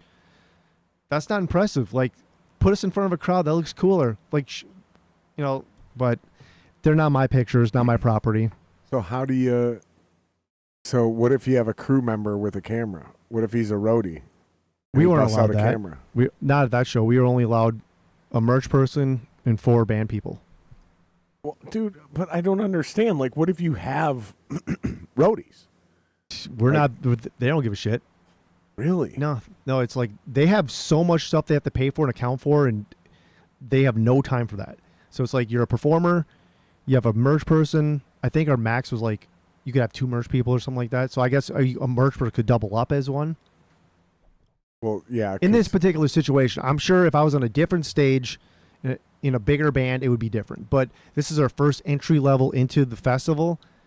So it's not your first time playing Rockfest, though, right? This is, yeah. Oh, wow. Yeah. Okay. It's so interesting, the different experiences I hear about Rockfest, man. Well, it's different all across the board. Like, I had friends who played to nobody at Rockfest. I got a buddy who said he thought they brought more than they got. He goes, we brought a crowd, a big ass crowd. And we gave them more than we got. Really? And that was a local band. Stop there so I don't tip any more hats, but that wasn't a national act. So I always think about those things. I'm like, wow. So it depends on what you get, the scenario, who you are, where you're at in your career. It's for not us, for everybody. No, it was kind of hard for us to kind of decipher who was what, because when the big band stopped playing, we were at the bar, so basically everyone came to see us and gravitate over, and you could hear us from everywhere in the venue. You could just hear the sound, so people came over to see the band. And then there was people like I recognized. Okay, there's some family members. I recognize them obviously, but then there's people who are like really into it that. Fans I've never met before that are like, hey, I'm meeting you for the first time, blah, blah, blah. And then some they'd people heard you online or something? Yeah, or followed the band or whatever. So it was that's pretty cool. Kind of a mixed bag, yeah. Yeah, that's really interesting. You were telling me about there's people at Rockfest actually singing your songs back to you. Yeah, that old songs too. I was like, you shit me? That's a unique feeling. Yeah. That's something I don't know that can possibly be replicated. Even on other instruments, I think that's something that exclusively a lead singer can understand. When you sit down in your bedroom, especially if it's like your old music when you're young, all heartbroken. Yeah. And you're like putting your feels on paper. My fucking dining room table, yeah. But it's kind of good, you know? And so you're like, fuck it, I'm going to sing this in this song. And then however many years later, somebody's singing those lyrics back to you. That is an incredible feeling that can't really be replicated in any other art form, including other musical art forms. One person came to me and said, hey, look, my favorite song is the slow song that that was the first time we played live as a full band was at Rockfest. And wow. I've had the song out for 5 years. It's like an acoustic song, it's slow. She said, I had to leave. It's my favorite song, but I had to leave because it made me cry, and I had to take a break for a second and come back because like I'm going through some shit, and it really kind of brought it out of me. But that's a bit much. I was like, God damn, okay. It's a lot to handle. That's a bit much. Oh, all right then. Shit. But it's just crazy. That's incredible. Yeah. Just shit. I was in my St. Paul loft writing in my dining room table, like people are singing, in a different state. That's fucking crazy. Yeah. That's the power of the internet nowadays, because we don't get the radio play, we don't get the national coverage, so it's through your own organic shit through the internet. That's very rewarding and validating when okay, I might not be popping, we might not be selling out, First Avenue main room. Yeah. But we are reaching people. That's what I've always been talking about, is if you just promote hard enough and play enough shows, you will sell one record to 333 people. And if you do that 1 million times, which I understand is impossible, but if you do that 1 million times, you'll sell 1 million records. Now, the challenge is, can you sell more than one? If I give you 333 people in a room, especially if it's a small room and it's packed, there's a vibe, you going to sell more than one record? Yeah, Goddamn probably. right you are. You are. You are, for sure. You're selling more than one record. You might sell 30. Okay, so now I don't need 1 million shows to sell 1 million records, right? Because we're not doing 1 in 33. We're doing 30 out of 333. Yeah. That's now we can start doing some math. So the challenge is, how do you get in front of 333 new people every single night? That's the key. And that's what I've never stopped saying. So, because there's a lot of shitty bands out there, man, that make a full-time living off being shitty in their band. But they played long enough, they found their audience, and they're done. Their niche is built. They're good to go. That's what all of us need to figure. Most people should be trying to be Coheed and Cambria and not Metallica.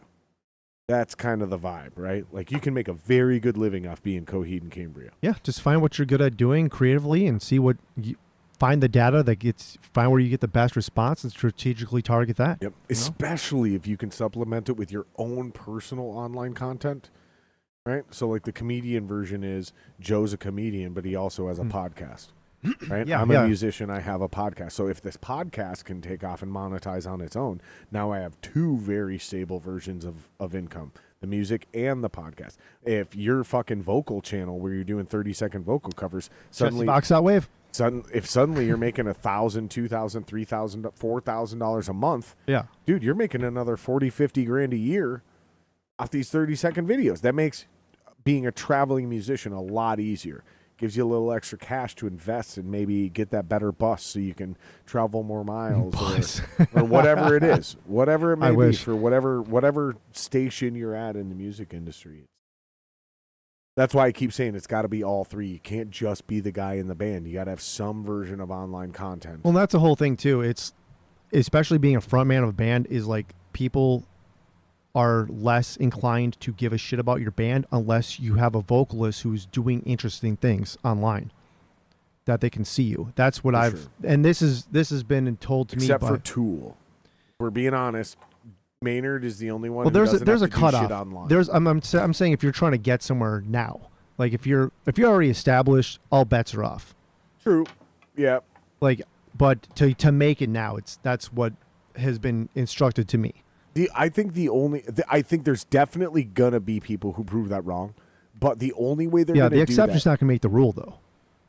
Well, and this is what I'm saying. So if you got a guy like my singer who is like never gonna make online content himself, there's ways to manufacture that content without doing bits. You document, right? So when he records his vocals, we film that. But he needs to be connecting with those people though.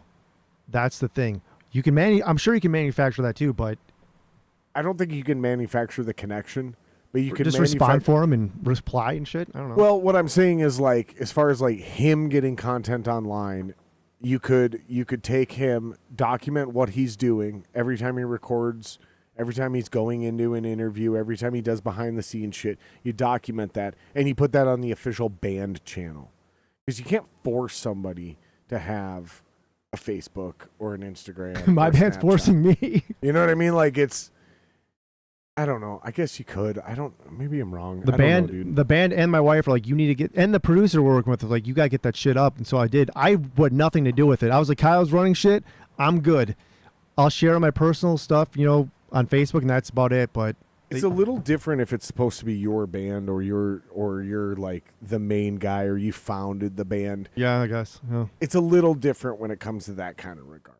You're the lead singer, that kind of shit. Like, if I had my way, I'd have nothing. I would be living like at the beach, not talking to anybody, but I need to make it. But I even remember, I remember Blink 182 being on TRL. Do you remember TRL? Oh, yeah, TRL. Yeah, I remember Blink 182 and bands like that being up there begging for people to vote for their video. Ja Rule, he's like, he's asking people to vote for him. Come on, maybe number 3 this week or whatever. Tool. Stained, Bands like that absolutely never did that. And Sting's not even that cool of a band. But they were never going to fucking, literally pander to people for favor. And they were very successful in that same time frame where this was the beginning of social media before social media was social media. It was called TRL.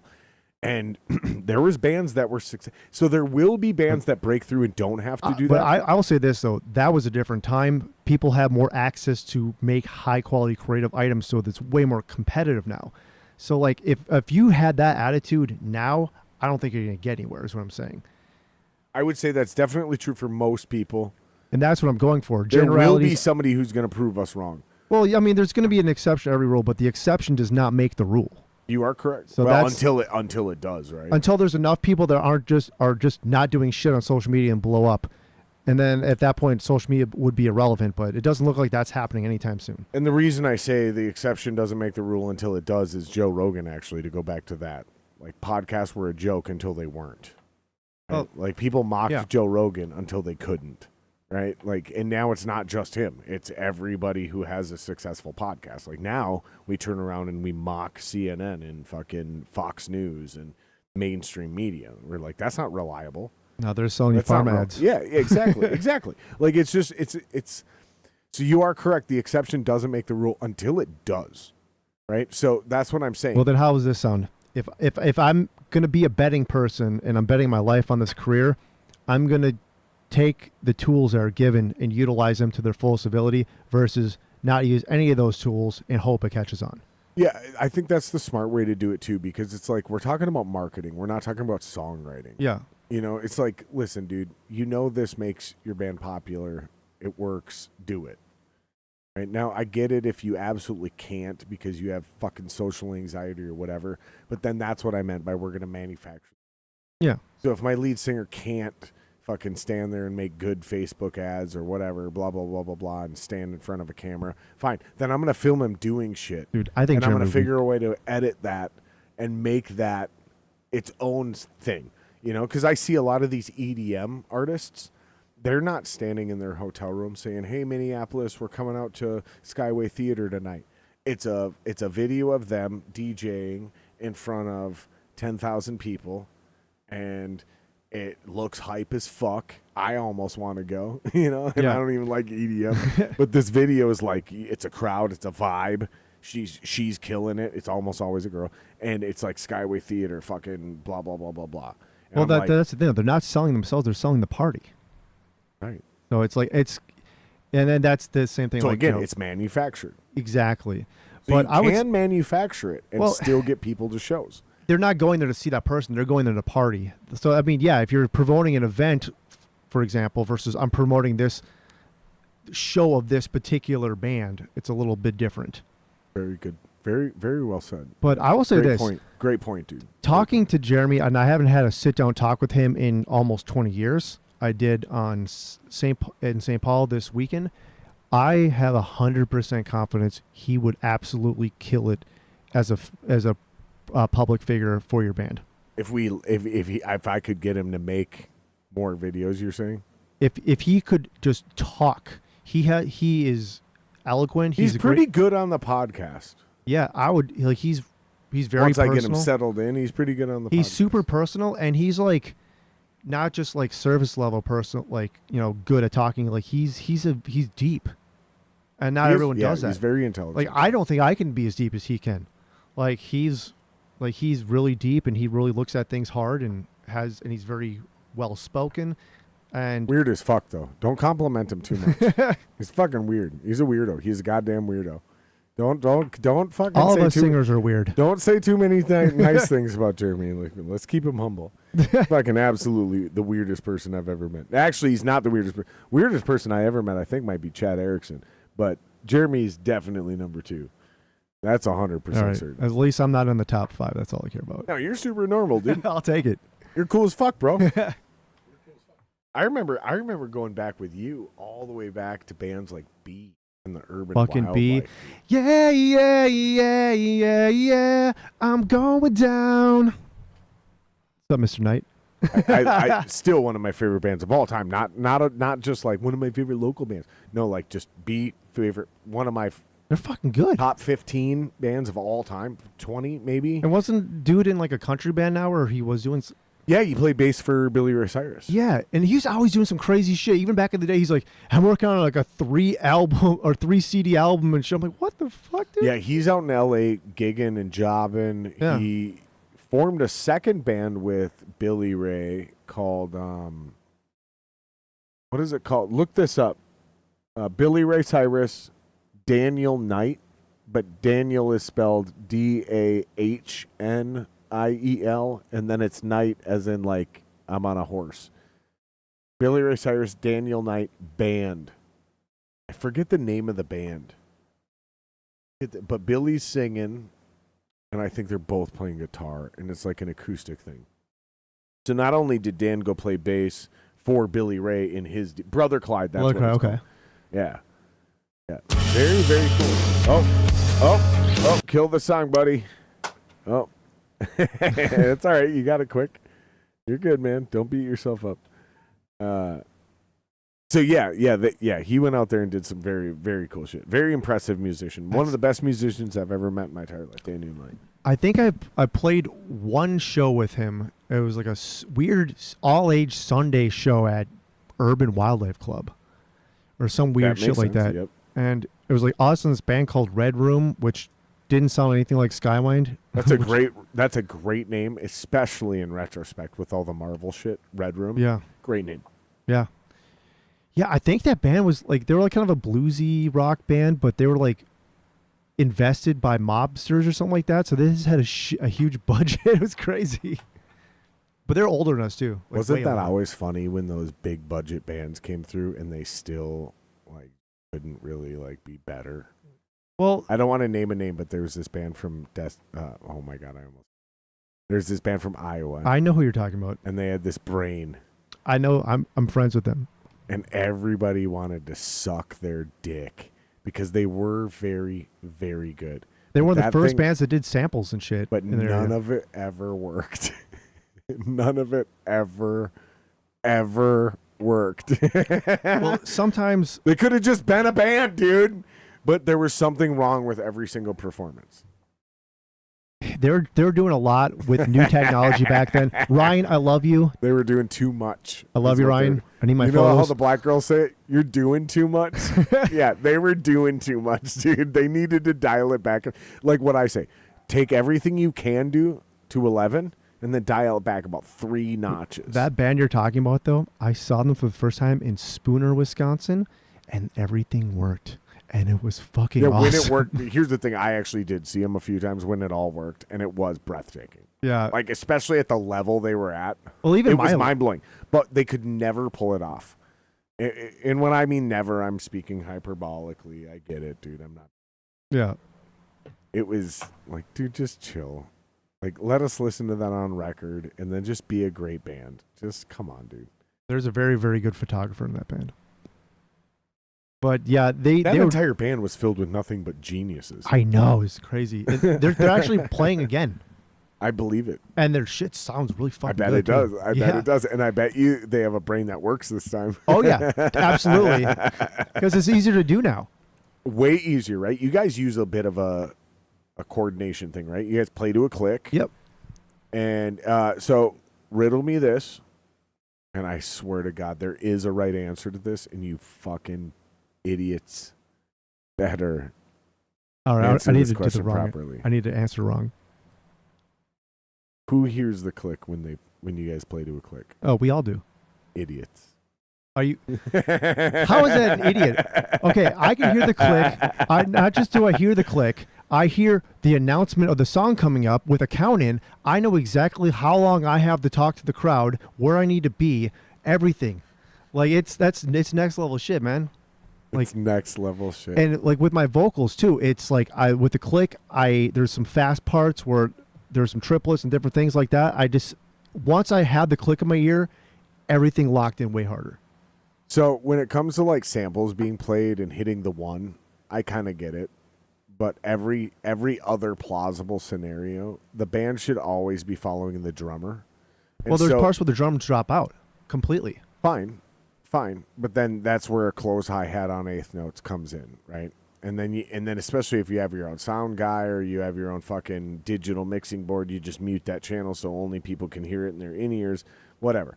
Point being is, if the drummer does speed up or slow down at all, if there's any wavering in the click, or if the click drops out, the band should only be following the drummer. Oh yeah, if the click drops out, yeah, then Or we'll if rely on a anything hi-hat. happens, But if anything happens, because I talked to Head Charge about this back in the day, and Chad was like, "No, dude, you're right." And here's the difference, because we have parts that don't sound right to a click at the tempo that So he goes, "What we did is Chris is the only one that hears the click, right? And we have counts to get him in, right? So there was cues. So just like you said, there's a on the closed, and then I hit the bell. Now you know you've got 16 bars to talk. And you still hear the sample. You just don't hear the click from your in-ears. You hear my drums. And then what happens is halfway through the song, when that breakdown doesn't sound right anymore, what Chad told me is, he goes, Chris was really good. He would like literally pull off one of his headphones and he would fall off the click and either speed or slow the part up, because that's what sounded good live. And then he was so fucking talented that he would find a one and bring it back in. And then because they had their own sound guy, they would reset the sample to that one. They'd go, this is where the one is. So it's like the absolute perfect hybrid of it all if they had a sample coming in later in the song. Most of that shit is usually just like your verses or choruses or intros, and I'm not telling you guys are wrong or you should change anything. Oh, we're not going to change anything. I'm asking this question because this is a point of contention in a lot of bands. Well, then here's my answer. Whatever works. But you have samples that you're talking about. Like, it's a bigger difference than just playing to a click. Well, See what I'm saying? Here's what I recommend. Everyone's band is slightly different or way different. They have different members. They have different things that work for them. We've experimented with just chat with the click for a long time. Once we got our in-ear setup, we had the click for everybody, and this seems to be what's working for us to enable us to put on the best possible show we can, and that's the reason why we're there. Sure. So it might not work for everybody, but it gets the job done for us. Yeah, because you're playing with samples and backing tracks, and you're doing other things than just like, hey, this song's at 180 BPMs on eighth notes, which is like 90 for normal tempo. For normies? Yeah. I just do everything on eighth notes. Yeah. So give me your tempo. Oh, it's 130? That means it's 260 because I'm playing eighth notes. There's just zero chance it's eighth notes. Yep, exactly. Yep. Exactly. Yep. Exactly. And I don't care if we're going doom, ba. But I'm in my head it's going do do do do do do do do do do do. Yeah. You know what I mean? Like, I don't give a fuck. There's no quarter notes, half notes in my click. Nope. I want that absolute fucking military style. I used to love quarter notes, but then I'm done with that shit. Like, are you an eighth note guy now? Yeah. Really? Yeah. I'm in the minority on this, dude. It's funny that you came to that because most people are just like, nope, it's quarter notes. I was slowing down or speeding up too much in between. Yeah. Me too. Exactly. I need more. So yeah, that's exactly what it was. It was like, because especially when we were switching tempos. You know, we're going from this fucking to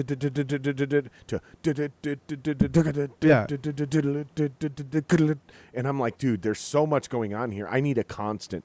And then we would, in Solace and Ashes, we would switch time signatures from 3/4 to 7/8 to fucking don't fuck around the quarter note there. You know, and I'm like, yeah, just give me the eighth note because that's the one thing that's constant no matter what signature we change to. Yeah. Like I just decide where the one is now. And it was from a vocal perspective. It wasn't from drumming. It was because I couldn't, like, Pat and Nick were so talented and doing weird shit that I was like, dude, I need to just listen to the eighth notes. It was just how I kept up. Yeah. Because I was an inferior musician. And now it's just, so it's interesting you say you evolved to that. Yeah. Because I started because of an insecurity and not being able to keep up. Not necessarily... I think it's smarter. It's just more consistent, so you really are always on. You know exactly where you're at versus like there's a little bit of more wiggle room in the quarter note. You know. Will, you're a great drummer. You're a better drummer than I am. What in the mic? What do you play to and record to? Quarters or eighths? You do really? God, maybe I'm no longer in the minority, dude. Maybe the world is coming around to the way I do things. I will say this: I don't know of a band that I've played with like that. I know their setup that uses quarters. Shit. Yeah, everyone uses eights. Maybe this is a difference between recording and performing. It could be like I could see like the reason why I like quarters to begin with because for guitar. Groove. Because I was doing ghost notes anyway for eights, Right. so it's like Da-da. yeah. So like I was doing the ghost. I was already covering that the makes eighth more notes. sense. But like once you start doing vocals, I was like being late or do early, shit like that. Yeah, that kind of makes sense. So I think that's how I evolved to it. And then as a drummer, I was like the same way. Sure. I don't want to be early or late. I don't want to misinterpret my swing. Like, because that's how when I put groove and swing into a part, especially when I'm recording, it's still on eighth notes. Yeah. Because that's where I'm, I might slow it down on, the 1 and 2 but that snare has to be exactly on. So I'm gauging the difference between to put that swing in that groove. So where everything else can be a little sloppy, but as long as that snare comes down on the exact, then we're so tight, and now it works, right? Because then you can adjust the way you play that little breakdown on your guitar or whatever. You know what I'm saying? Yeah. You're a seasoned musician. It's always interesting having these conversations with other musicians versus trying to describe it when somebody asks me a question as a non-musician. Which it's funny because I never ever talk about music like this on this level with anybody. I Like, get asked these questions by normies all the time. they don't ask. I don't get asked anything about it. It's weird. Like the band does. They talk about it with other people. They're talking about gear and everything. Like I just kind of stay out of it. Basically, I don't know. That's so weird. Yeah, it just doesn't. And especially for someone who's been doing this as long as I have, like I don't really get asked that a lot. I don't know if I asked you this the first time you were on the pod. What's the first instrument you started with? First instrument I started with was a piano. If you don't want to count my beer boxes with spoons when I was a little baby, but So piano and then guitar? Or did you go straight to vocals and then guitar? I played piano I had lessons for like a year. Really started kind of playing by ear and writing my own stuff like at like 8 or 9. And then I got into choir. I sang at the Ordway, sang at the Malls, Bethel College, all these places with this select choir. They took 2 kids from best singers from every school in the district and made them a choir. And then I went to junior high, played trombone for like a year and a half. This fat chick sat on my trombone and flattened it, so I had to quit. And I went back into singing. And I took up guitar in high school. I started doing that. It's more of like a means to be able to like play I was a singer, but like I want to play the song to you, not just sit here and sing a cappella. So I started doing a lot of chords and started figuring out from there. Right. And then every band I was in, I was a guitarist until probably 2010. Okay. And then I switched from guitar to playing keyboard and singing like a synth. And so I had the synth. I'd be throwing it around and swinging it around, and stands would be breaking left and right. So I'd be grabbing like a guitar and shit. And I vaguely remember you doing some like obnoxious keyboard. And what I mean by obnoxious keyboard, I don't mean like throwing it around being like you were obnoxious. But what I mean by like it was part of your identity for a while in the Phoenix philosophy. yeah. But it was, also remember it, and tell me if I'm wrong, because maybe it was just when I knew you. But I think it was like just a part of you being in the Phoenix philosophy. I vaguely remember that being like you going like obnoxious, like everything you did, you were on keyboards, she sang, but you were always, even when you sang, always on keyboards. Like everything was you on keyboards. And I feel like that was just like a short period. Am I wrong about that? That was from 2010 to the end of the band. Which was 2018. But I also like I grab guitar and like if there's a song just for her to sing, I'd step off the keyboard and I'd play guitar and do backups on it. Did you ever get a keytar? No. Okay, so I might be blurring this with another band. You might be. I don't remember. I think I am. And they also had a chick singer. And I think that person was got that? super. Do you vaguely know who? I you vaguely kind of know. like you can kind of see it in your head. I remember the guitar itself. Yeah, and it's not John Wheeler. No, it was at No. Fine Line. I played with these guys at Fine Yeah, Line. it was at the Fine Line. The fuck? Yeah, and it was kind of obnoxious. Yeah. So I'm blurring, and you played with them that night. Yeah. Bro, thank you, dude. Thank you. I cleared my name. So I didn't make this up. This No, isn't no. a figment of my imagination. No, this is so real. I'm just blurring you with another group. Yeah, because I remember the keytar, and I remember being like, Was it Clifton Wales? No. I would remember the name if you said the band. Fuck, I don't remember, dude. Oh fuck, I don't. Yeah, I play with them there. I think it was us, City of the Week, and them. And I think Mitch's band and Zach from Johnny Rook, they had a different band. They played that night too. I don't remember any of that. Yeah, I was gonna say my parts were mainly tasteful out of necessity. No, Unless actually, the I don't tones think it was the sucked. fine line. I think it was the urban wildlife. Oh well, then definitely not. Had nothing to do with me then. I think. A-Pod. No, it wasn't A-Pod. No, she had a bass. You know what it was? Did you have somebody for a short period of time take over keys for you in the Phoenix philosophy? No. Never. No. Wait, there was one show we did with this chick Bree from Clifton, Wales. Actually, was what I thought about that. No, because it was a dude. Okay. So I thought maybe there was a period of time where you had somebody else do keyboards, and then he went and did something else with somebody else with the keytar, and then I just indirectly associate. No, but that's not it. Yeah, I don't know, man. Maybe by the end of the podcast we'll figure it out, dude. But It's a mystery. so I got one thing I want to talk to you about Yeah. before we move on to my final subject, which is the show we played. Oh, for sure. So, number one, I want to personally apologize for not drawing better, and I'm going to tell you why before you say anything. Not only is it tough for us to draw as an opening band, but I allowed some personal life shit. I had a tree fall on my house Fuck, and dude. fuck up a bunch of shit, and I allowed that to completely distract me from my promotional responsibilities of making reels and properly promoting that show. So there's a direct reason we didn't draw even better as an opening band. And then as an opening band, it's a little tough for us. But I also want to just say how grateful I was to play that show with you guys, man. All the bands, the Modern Era, Via. I've had guys from every band and girls. I've had Lee on the podcast. The only female musician of the night. She's been on the podcast, and it was just really cool to kind of see a lot of this start to come back full circle. This idea of a scene and a camaraderie and a connectedness that, like, at some level, we've all been a part of each other's lives. And this is independent from what you said earlier, which is that post you made, which is like, man, I've played with these people at some level or another in some version of some band Yeah. for basically 20 years, man.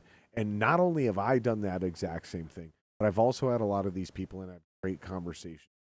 Yeah, you've had probably way deeper conversations than I have with most of these people. It's cool, man. And I wanted to get a picture of all of us that have been on the podcast, but Lee bailed early, and then fucking I got drunk and distracted. So it never ended up happening, but I got to be better at that, because this was the one night where it was like, my band is playing, and almost everybody in this room on stage tonight has been on my podcast.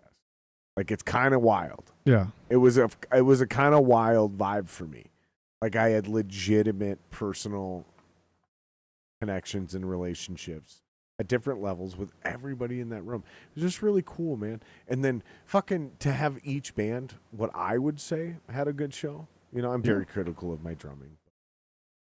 I think Jeremy had a great night. I think Maddie always has a great night. I was marking out over Rich, though. I was having a blast watching him. Bro, Rich is the sneaky.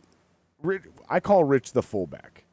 Yes. He's the CJ Ham of that fucking band. Or you know who I actually call him? He's my Mike Allstott. Yo, You little son of a bitch. Hold on, I gotta pour one and we gotta cheers that, because you got a little bit of whiskey. Right. I gotta just make sure I got a little so we're not empty cheers. And because dude. Yeah, I was like, yeah, dude, fuck yeah. Yeah, Allstott. the Mike Allstott. Yeah, dude. And what that means for non-sports people is shouldn't be this good. But he is. But he is. And he'll win a Super Bowl. Powerful, very important.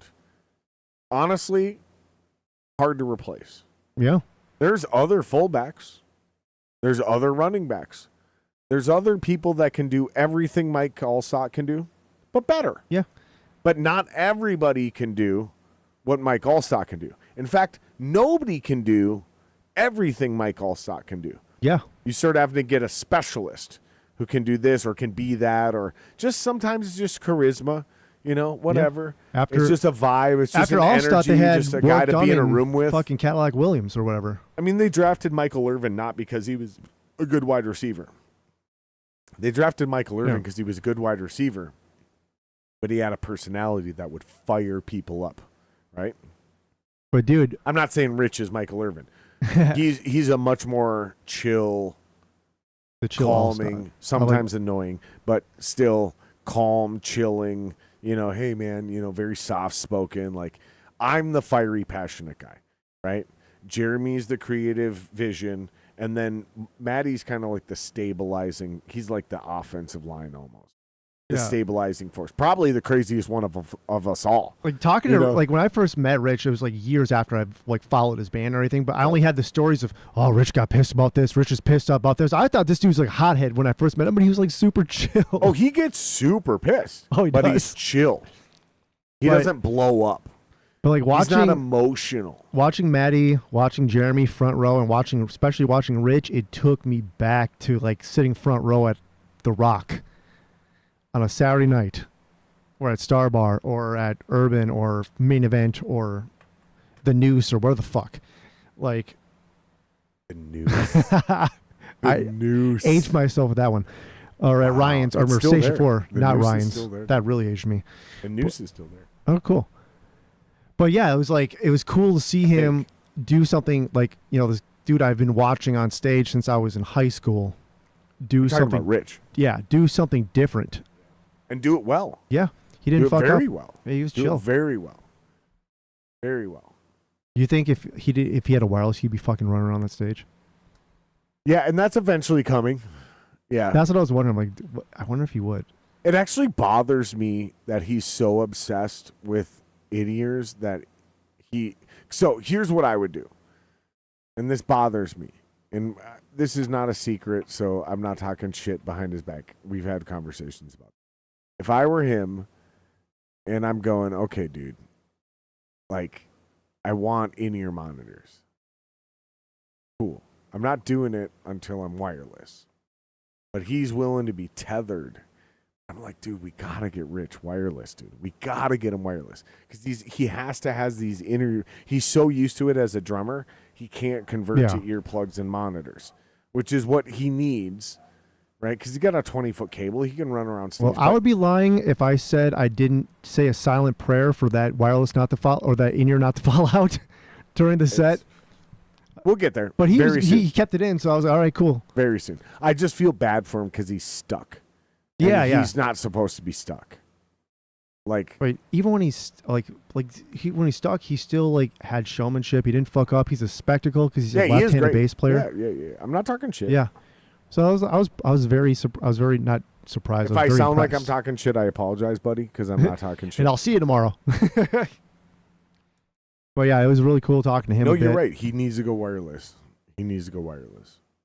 It would be much better for him because he doesn't have to worry about pedals. He doesn't have to worry about any bullshit. He's just playing bass. He's just doing his job. Let him be like your bass players, just running around, having fun, interacting with everybody in the band. Mm-hmm. Like, it would just be better, Yeah. But he's tethered to that fucking rig because of that wired in-ear monitors. Yeah, and he's still. And it's only because he used to be a drummer, so he's like, yeah, I have to have my in-ears. And he'll get comfortable, and then he'll get explorative, and the show will come together. I'm excited. Yeah. I'm super excited. And then the modern era, dude, they did a great job, dude. Fucking Jack Swagger, great front man. Great front man.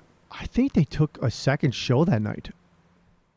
You think that's why they left so early? I think I wasn't 100% sure, but I saw a story of like him over at Palmer's like on stage and shit. I'm like, what the fuck? All right. Well, I know there is this culture of these younger musicians. He's like our age. Singing. Well, I know, but he's part of the younger group of musicians. And he's not exactly our age. He's a few years younger than us. Oh, okay. But regardless, he's part of the younger crew of musicians. And they have this weird tradition where, like, yeah, they'll play a gig, and then they'll go sing at somebody else's gig later that night. Ah, It's pretty cool. yeah. Like I can't really say anything negative about it. Right? Like but the rest of the band should probably stick around. But if you're saying they played a full ass other gig that night, then I don't know if that's they did or even not. more impressive, dude. If that was the case, I'd be pissed. But it's like, I mean, here's the thing, dude. I've been a part of it, dude. I've done it. I played 2 gigs in one night. dude, Joe Spanbauer would cut my head off. I mean, you shouldn't do it in the same town. You Yeah. shouldn't do it in the same town, but St. Paul and Minneapolis are 2 different towns. You know, if you're playing early one night in St. Paul and you're playing later in the other night, as long as you're not like fucking up a promotion thing, like if you're doing like a guest appearance or something. Yeah, gas There's pairs. Who nothing cares? wrong with it. No, that's if you're if you're like trying to like stretch or draw thin, that's where That's there's the fucked issue. up. Yeah, That's super fucked up. yeah, Yeah, I think Jack just went and sung with somebody else then. yeah. He's not the kind of dude that would do that.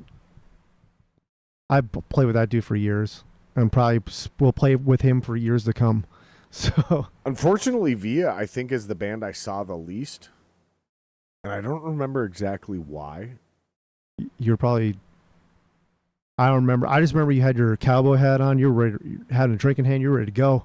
Oh, yeah, dude. Yeah, that's a new version of the character, dude. I like it. That I don't know if I'm going to keep running with, but it was good to run with for at least the month of July. A handlebar mustache, which I still have. The shades, the cowboy hat, the shirt. The modern patriot. I happen to have a big ass belt buckle from a Wisconsin Beer League championship. Like, it was a good look. It worked. Oh, yeah. I don't know if I'm gonna keep rolling with it though. We'll see. A lot of people are busting my balls though. They're like, Jared, you got to keep it, dude. That's your look now. I don't know. You might have just backed into that, dude. I might have, dude, and you might be right, brother. The question is this. The question is this. Do I want to do the whole character thing, to do the online thing, right? Do I want to lean in? Do I want to fight it? Do I want to just say no to none of Well, the this? question is this: It gets irritating real fast. Will it benefit you? Will it give you a personality? What do you think? Let me ask you. I respect your opinion enough. All Do right. you think keeping the cowboy character would benefit me? And it doesn't mean I have to wear a cowboy hat all the time. But the handlebar mustache, the shades. Do you think that Yes. would benefit me? Yes, because it distinguishes you from other people. And Fortunately, I think you might be right, my friend. yeah. Now, if you ain't feeling it, find something else. But No, unfortunately, I think you might be right because it's the only thing that seems to have ever resonated with people in regards to my look. Right? yeah, it's larger than life. It was a bit much. It brought a lot of attention. There's this one dude who walked up at the end of the night and he goes, "Hey, can I ask you a question?" I'm like, "Oh, fuck. Here we go." Because I had already been getting eyeballs all night, right? Good and bad. Good and bad. A lot of looks from a lot of older ladies, by the way. Oh yeah. The older ladies loved the look. And this dude goes, "Hey, these girls challenged me and said I can hang out with them if I can somehow get your hat off you." And my response, I swear to God, dude, this is what Will, were you standing there when this happened? You were? I go, "Do you know jujitsu?" and he goes, "No." And I go, "Then there's a 0% chance you're getting this hat off me, dude. That's I'm fucking sorry hilarious. to ruin your night." And he goes, "Yeah, I didn't think this was gonna work out." And then he was super fucking cool, and him and I ended up hanging out and talking for a while, and like, cheers. And I went and got another beer, and he finally got to schmooze it up with those girls and ended up sitting out with them anyways. But right before we left, I walked up to the girl who I knew was in charge, and I was like, "Hey, I just gotta ask you a question. Why did you think that was a good idea?" I already knew the answer. They didn't want to hang out with him, so they sent him on an impossible task that he Yeah. somehow still won while losing. Right? Like They sound put the work he's in. a charmer. He's a charmer. He Yeah. was an awesome guy, right? He charmed me, right? Like he was great. He was great. But she got so uncomfortable and could not give me an answer. Like, she had never been put on the spot like that. Very entitled, very pretty. Never had anybody question her motives like that. Just on the spot. My wife happened to walk in at that exact moment. And then right before my wife leaves, and I go, "You know what? Don't worry about it." And I walk away. Right. And then my wife goes, Listen, we're going to go load the gear. Will and I. Don't fight anyone while I'm gone. I swear to God. And I was just like, and me and everyone standing around me was like, where the fuck did that come from? Because everybody on that porch was like getting along with me. We were having such a great time. But my wife caught that one moment with that chick, and she's like, you could cut the tension in the air with a knife, dude. It was so uncomfortable. And I was like, well, here's the thing. In retrospect, I told her this the next day because I thought about it all night. Yeah. And I go, they didn't deserve to be comfortable. They got another grown man who is significantly bigger than me to come up from me and try to take my hat. Like, they made me super uncomfortable. So right there, they forfeited their comfort. Like, yeah, fuck 'em. They were already being entitled. So they're lucky it was a 5-second awkward interaction. And then I went, you know what? Don't worry about it. And then we went back to having a great night. You let her loose. But no, because I looked in her eyes and I saw her look at everybody, and then I figured it out real quick. Because no one fucking stepped to her like you that didn't before. want him to hang out with you. Yeah. You were trying to protect the girls. So you gave him what you thought would be an impossible task. He's doing the hen shit. Oh, you can hang out with us if you go take that guy's hat off his head. He was smart enough to just ask me, is there any chance so I can hang out with these girls? And honestly, dude, I don't know why, but in most scenarios, I would have like literally just taken it off and put it on his head. I would have been like, buy there was my something- merch, and then you can wear it for 5 minutes. But we didn't have any merch, God damn shit. it. I wish I was smart enough to think like that, dude. And we didn't have any merch. But it was just this weird, awkward moment where I was like, yeah, there's no way this is happening. Like, I know what you're trying to do. But for some reason, and then he charmed me later. Like, if he would have chummed me up a little earlier, I would have probably been like, dog, I got you. Yeah. You're getting some pussy tonight, dog. Here's your hat. But I've also exchanged hats and never gotten them back. Oh, shit. You know what I mean? Like, I've exchanged hats with guys, and then they've gone to the bathroom, and, you know. And I also told them that. I said, if you had a super cool hat, I would exchange it with you. But you got nothing. So you're just asking me to No give propeller, you my no hat. nothing. Nothing. No propeller, no dunce hat. No fucking... Like, I played on stage the other night. My confidence is, you could have had a dunce hat. You could have had a cone that's a dunce on it, and I probably would have exchanged it with you. But you got nothing, homeboy. But yeah, so going through this bill, fucking Via's probably the band I caught the least, but I caught enough of them again. Where, again, just great band. Huge fan of them. Fucking Lee, great drummer. Jason, phenomenal singer. Eric has this just incredible charisma about him. I don't know what it is about Eric Vobeda, but I buy that stock. Yeah, he's been playing guitar at a high level for a very long time. I'd be confident too. There's something about him with his charisma, man. I Yeah. buy that stock. I buy the Eric Vobeda stock, dude. He came on the podcast one time, did a Hot Ones thing with me, and fucking choked me out, dude. Oh my God, dude. I told him we got to do that again, but we got to build up to it. Jesus Christ. He hit me with like the 3 last ones. The comments were rolling in. They're like, I've never seen Jared Singer go this long without talking on his own podcast. Holy shit. Because I was basically over here vomiting. Fuck. I wasn't vomiting, but Yeah. But then again, you guys showed dude, as a headliner, man, I thought you guys did a great job, dude. I thought it was really cool, man. I thought you guys were great on stage. I thought your songs were solid. Your performance was great. I've said it before. I'll say it again, dude. I'm a huge fan of your guys' band, man. I appreciate that. Dude. And I told Chad that night, I'll tell you on the podcast, dude.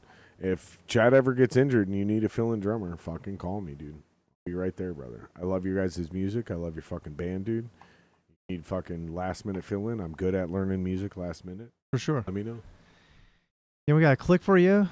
No problem. I mean, I can do that. If it's up to me, we're not doing it. But that's not the job. Yeah. The job is, hey, here's how we do things. You show up, you do it this way. Yeah, I've been a jobber. That's what I'm saying. Yeah. Like, I can come in, hey, here's how things are done. This is how we operate. We just move forward. It's not about me. It's not about my ego. Sure. You're a fucking fill-in. You're a jobber. You're here to make them look good. You're here. What you're really here to make them seem is seamless. As a jobber, your actual goal is no one should know that that's your first show with them. Oh, yeah. That's Absolutely. the goal. If you pull that off, you're a professional jobber. For sure.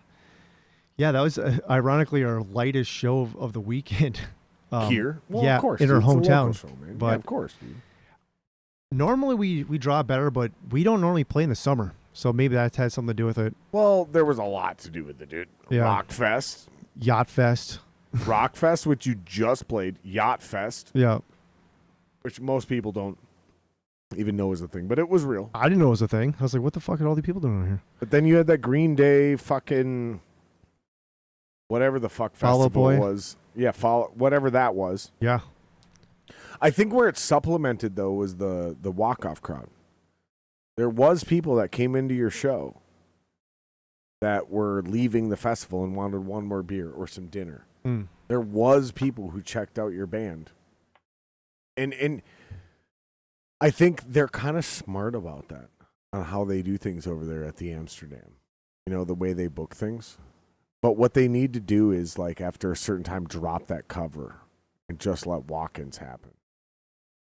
I wonder if they'd ever do that. Like once you start your set as the headliner, cover's gone, open the main door, let the walk-ins come in. Yeah, because at that point, the money's made. Yeah, exactly. Yeah. It's over. Yeah. Like, let's just get as many people in here and get them having fun. Oh, Yeah. my God, this is as great of a concert as it was that we were. Oh, it's over? Oh. Yeah. Like that kind of shit, dude. Yeah, we had a good time. It was like It was fun, dude.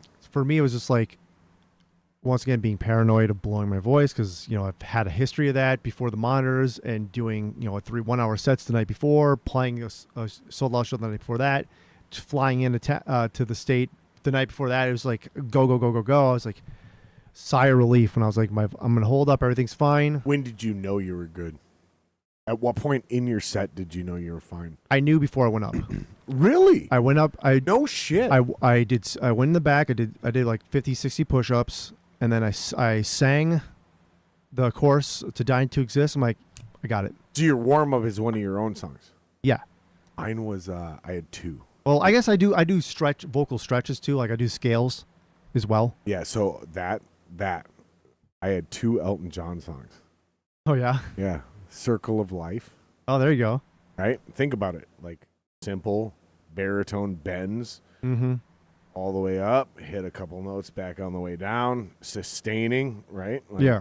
Yeah. So I just did a couple. And then eventually I graduated. My favorite during soundcheck was Rehab by Amy Winehouse. Mm. Because, like, even though she was a chick, the way she sang, it was just like, Yeah, very belty. Yeah. it was just certain. Trying to go to rehab. I said, no. It was just perfectly within my little Yeah. vocal. It was just like, I'm just 2 octaves down from her. You know, it was just perfect. It was just awesome. My mentality when I'm on stage, especially at this level, when you're touring, when you're doing it, like if I'm on a tour and it's like my 6, 7 show in, and I'm like I did for opening for Drowning Pool, for example, it's a can't fail mission. So like I focus on my own songs. So I'm like, if I can't hit that note, I'm gonna find a different way to hit that note and sustain. And like on that last tour with them, that's smart, dude. in October, I was the last person in the band to get sick. I think Devin was the first, and then Heather, and then people started getting sick. I was holding out, had my airborne, popping that. I was holding out, but like, I think we had like a 6 shows or 7 shows in a row before we had a day off. So when you can't hit a note, you drop an octave. What do you do? There's different things I do. Sometimes I will make it a ghost note, or I will. What does that mean to you? For example, Vocally. I'll show you an example of this. Riot, for example. It's, and I hope I'm not going to blow anybody out, but No, you'll be fine. We got a limiter on that. all right. So it's let's start a riot like that. But let's say I'm, not doing as well. I go let's start a riot, Got it. and then I'll let the backups push me, so I'm not fucking up. But I'm sustaining myself, and so like there's different ways to do things. There's different ways to kind of be closer to the mic and really hit the falsetto with power, but it's an accurate note that's carried by a falsetto of the sound guy. So there's different ways to get the job done if you need to do it. And the crowd is there. It's not a piano recital. They're there to be entertained. They're there to have a connection, to feel something. And so that's your job, to make them feel something. The worst show on the tour I played was the one that had the best performance or the best response. from the crowd. We were, Really? like Cheyenne, Colorado, or something like that. Some theater.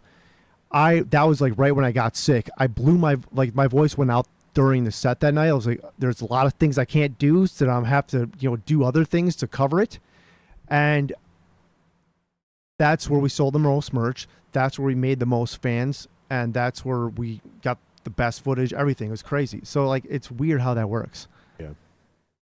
Yeah, it's kind of sad, dude, because like there's about 30 more topics I want to get into with you, and I want to get more in depth on the topics we've already talked about. Sure. But it just kind of sucks because we just don't see each other enough, to get into everything. So it's like, what's the important things we got to talk about? And unfortunately, about 2 hours before we started the podcast, both of us got the news that fucking Ozzy Osbourne died. Yeah. So it would be disrespectful if we did this podcast. We didn't even touch on this. So as much as I want to keep diving down all these other rabbit holes and completing conversations, Yeah. There's certain questions we got to ask. And this is one of those things where it's like, fuck, man. I think for me, dude, and I want to get your reaction to this, like, the last time I actually gave a shit about a celebrity dying this much, not at all, but just this much, I think it was Robin Williams, dude. Like that one kind of fucked me up, and this one's gonna kind of fuck me up. Like, I'm reacting in it in real time, dude. Like, this happened just today. I've already gotten choked up a couple times, and I guarantee you there's gonna be a moment, just like with the Robin Williams thing, where I see a clip and I'm going to genuinely cry because I'm going to realize. Yeah, I felt that kind of tingly like that watching the clips from his farewell show. Yeah, knowing I felt that he's leading just gone up to a couple it. weeks later. I'm like, fuck, man. I felt that leading up to it, actually. Like, that was hard to watch, dude. Like, that was a difficult thing for me to watch emotionally and musically because he wasn't nowhere near him. It was obvious what was happening. Yeah. And then I heard an interview that he did right before that where he said, my brain is fine, but my body is giving out faster than I can keep up with, or something to that degree. This motherfucker. I just remember being like, at least he got to do the concert. Mm-hmm. How weird would that have been? That concert was 30 days from now. They never got to do the concert still happens, but there is no Ozzy now. Yeah. Now it's just a tribute. So we did a tribute concert for the first time ever while dude was still alive. Like, it's kind of beautiful. Yeah. But yeah, man, this is weird. This is hard to react to, man. Like,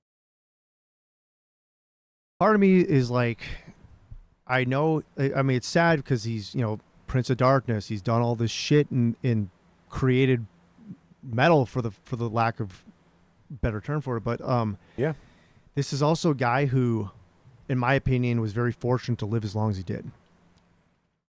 With 76 is still a very long life, even. Yeah, not to mention the amount of drugs and alcohol that has been through that system. Will, what did I say to you earlier? Say it into the mic. What you and I were having a conversation. And I said, what did I say about, what was it? Millions of people have been born and died inside of the time that Ozzy was alive. Yeah. So millions and millions of people lived in a world where Ozzy didn't exist. Or never didn't exist. That's what I'm trying to say. Like, there was never a world where Ozzy wasn't a thing. He was alive before me, right? But there's people a little younger than me that already died. And so they lived in a world where Ozzy was permanent forever.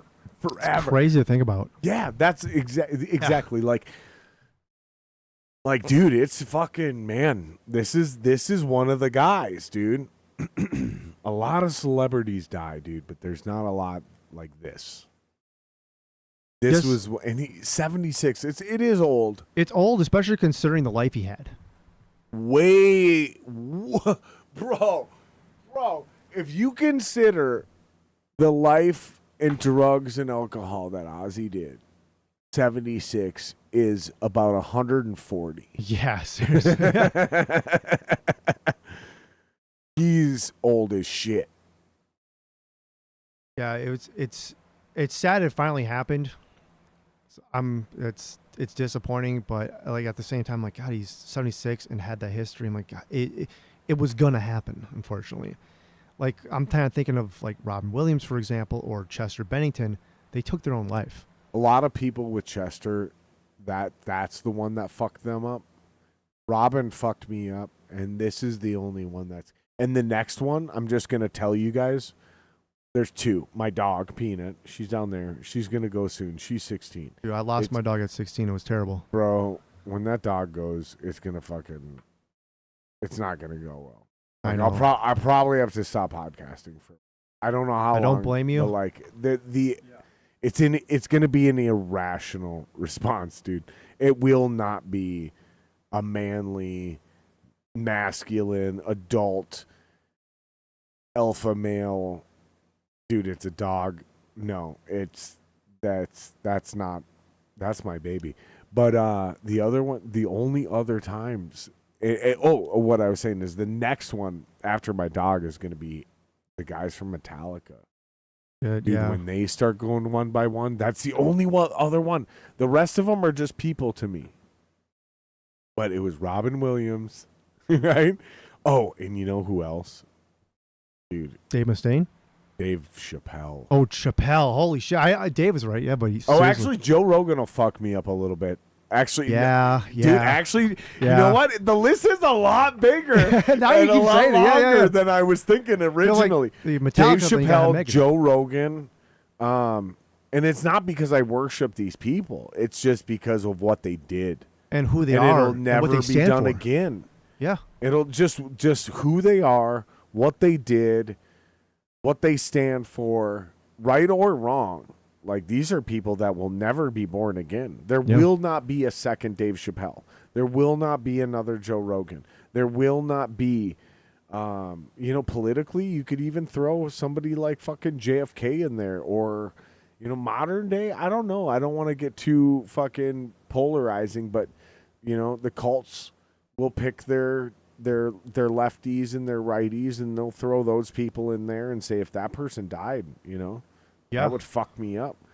But yeah, Robin Williams, Ozzy Osbourne is this one's weird. This one's hard for me, dude. Now thinking about it, I was really bummed about Carl Weathers. Dude, let's talk about what's it? Oh my God, Malcolm Williams, Malcolm Jamal. What the fuck is dude's name from? The Cosby Show. The Cosby Kid. Yeah. I saw that. I had to share. I'm like, my fuck, God, man. dude, he fucking drowned on a family vacation. Yeah. Is it Malcolm Jamal? There he is. Malcolm Jamal Warner.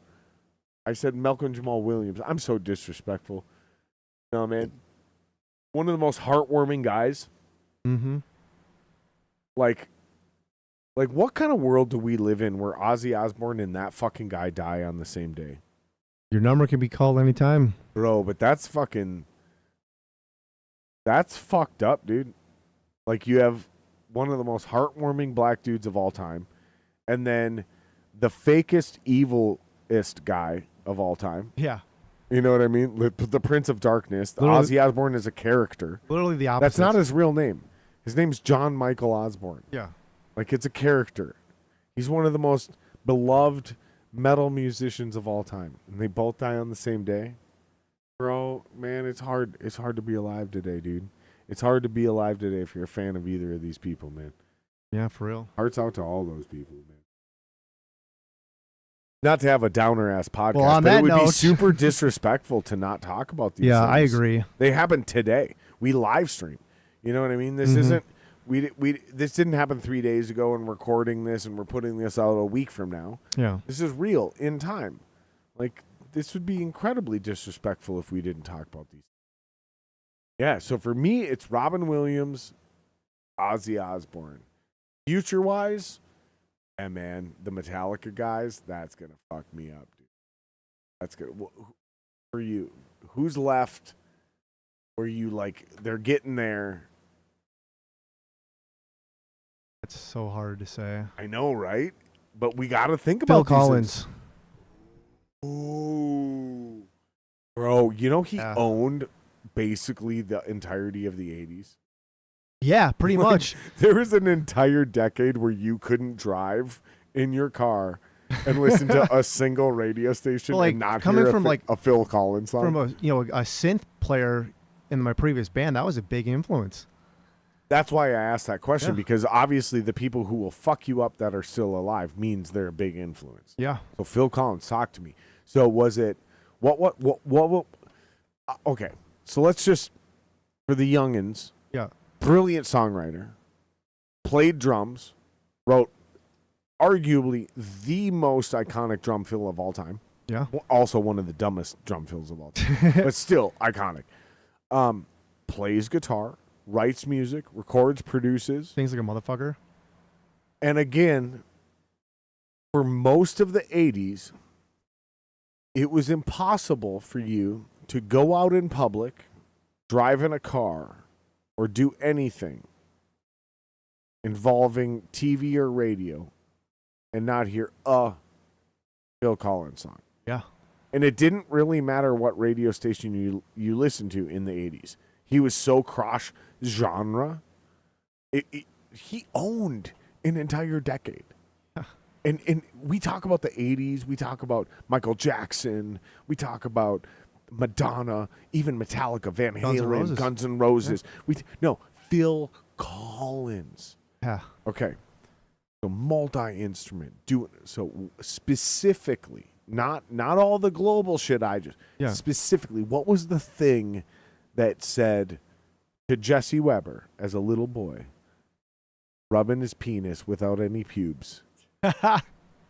And he goes, Phil Collins is the man. Why? What was it? It was the songwriting.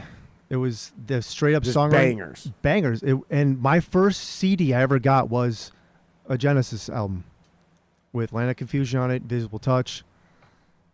And I fucking bumped that shit. That inspired me because I was learning how to write, after a little bit of piano lessons. I was, trying to play and sing shit and write shit. And there was a great influence right there. And for people that don't know, Phil Collins was in Genesis.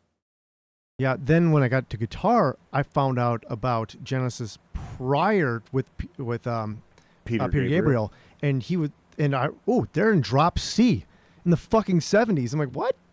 It's crazy. If you're on guitar, they're in drop C. Yeah. If you're on keyboard and piano, right, you're just playing over notes. here. Yeah. So that was cool to see that. So yeah, he had a big influence and made synths cool, in my opinion. Also, good for him. He's a kind of a weird looking short guy, kind of balding, and he got over. Yeah. Yeah, he owned it and just killed it. that famous video. Will, see if you can pull this up. With the puppets, or it's basically Phil Collins fighting that dude? Phil Collins at a festival, but he's dressed. And search this in the background. Don't pull this up and ask me to tell you which one it is. You'll find it. But he's basically dressed like he just got off work at a collection agency. Yeah, that's the other thing. He didn't give a fuck. He just showed up like there is zero rock star to his outfit. It literally looks like he just got off work from a casual professional or professional, whatever. You know what I'm casual. saying? Business casual. That's what I'm saying. So he just got off work supervising a call center. Yep, supervising a call center, business casual with his headset on still. Yep. Exact. That's the exact. Dude, this is the exact video I'm talking about right now. Yeah. He's got a headset on, so he literally looks like he walked out of a call center and headlined the biggest fucking festival of the year. It's like casually sitting down singing and shit. Dude. Yeah. I'm telling you, this guy was the man, dude. Dude, oh my God. Yeah, when I was first starting to write funny. songs. We're talking about the exact same video, Yeah. dude. You and I are literally referring to the exact same moment, and he's like walking across the Yep, stage. they from gets on the instrument drums to finally. Instrument. Yeah. Yep.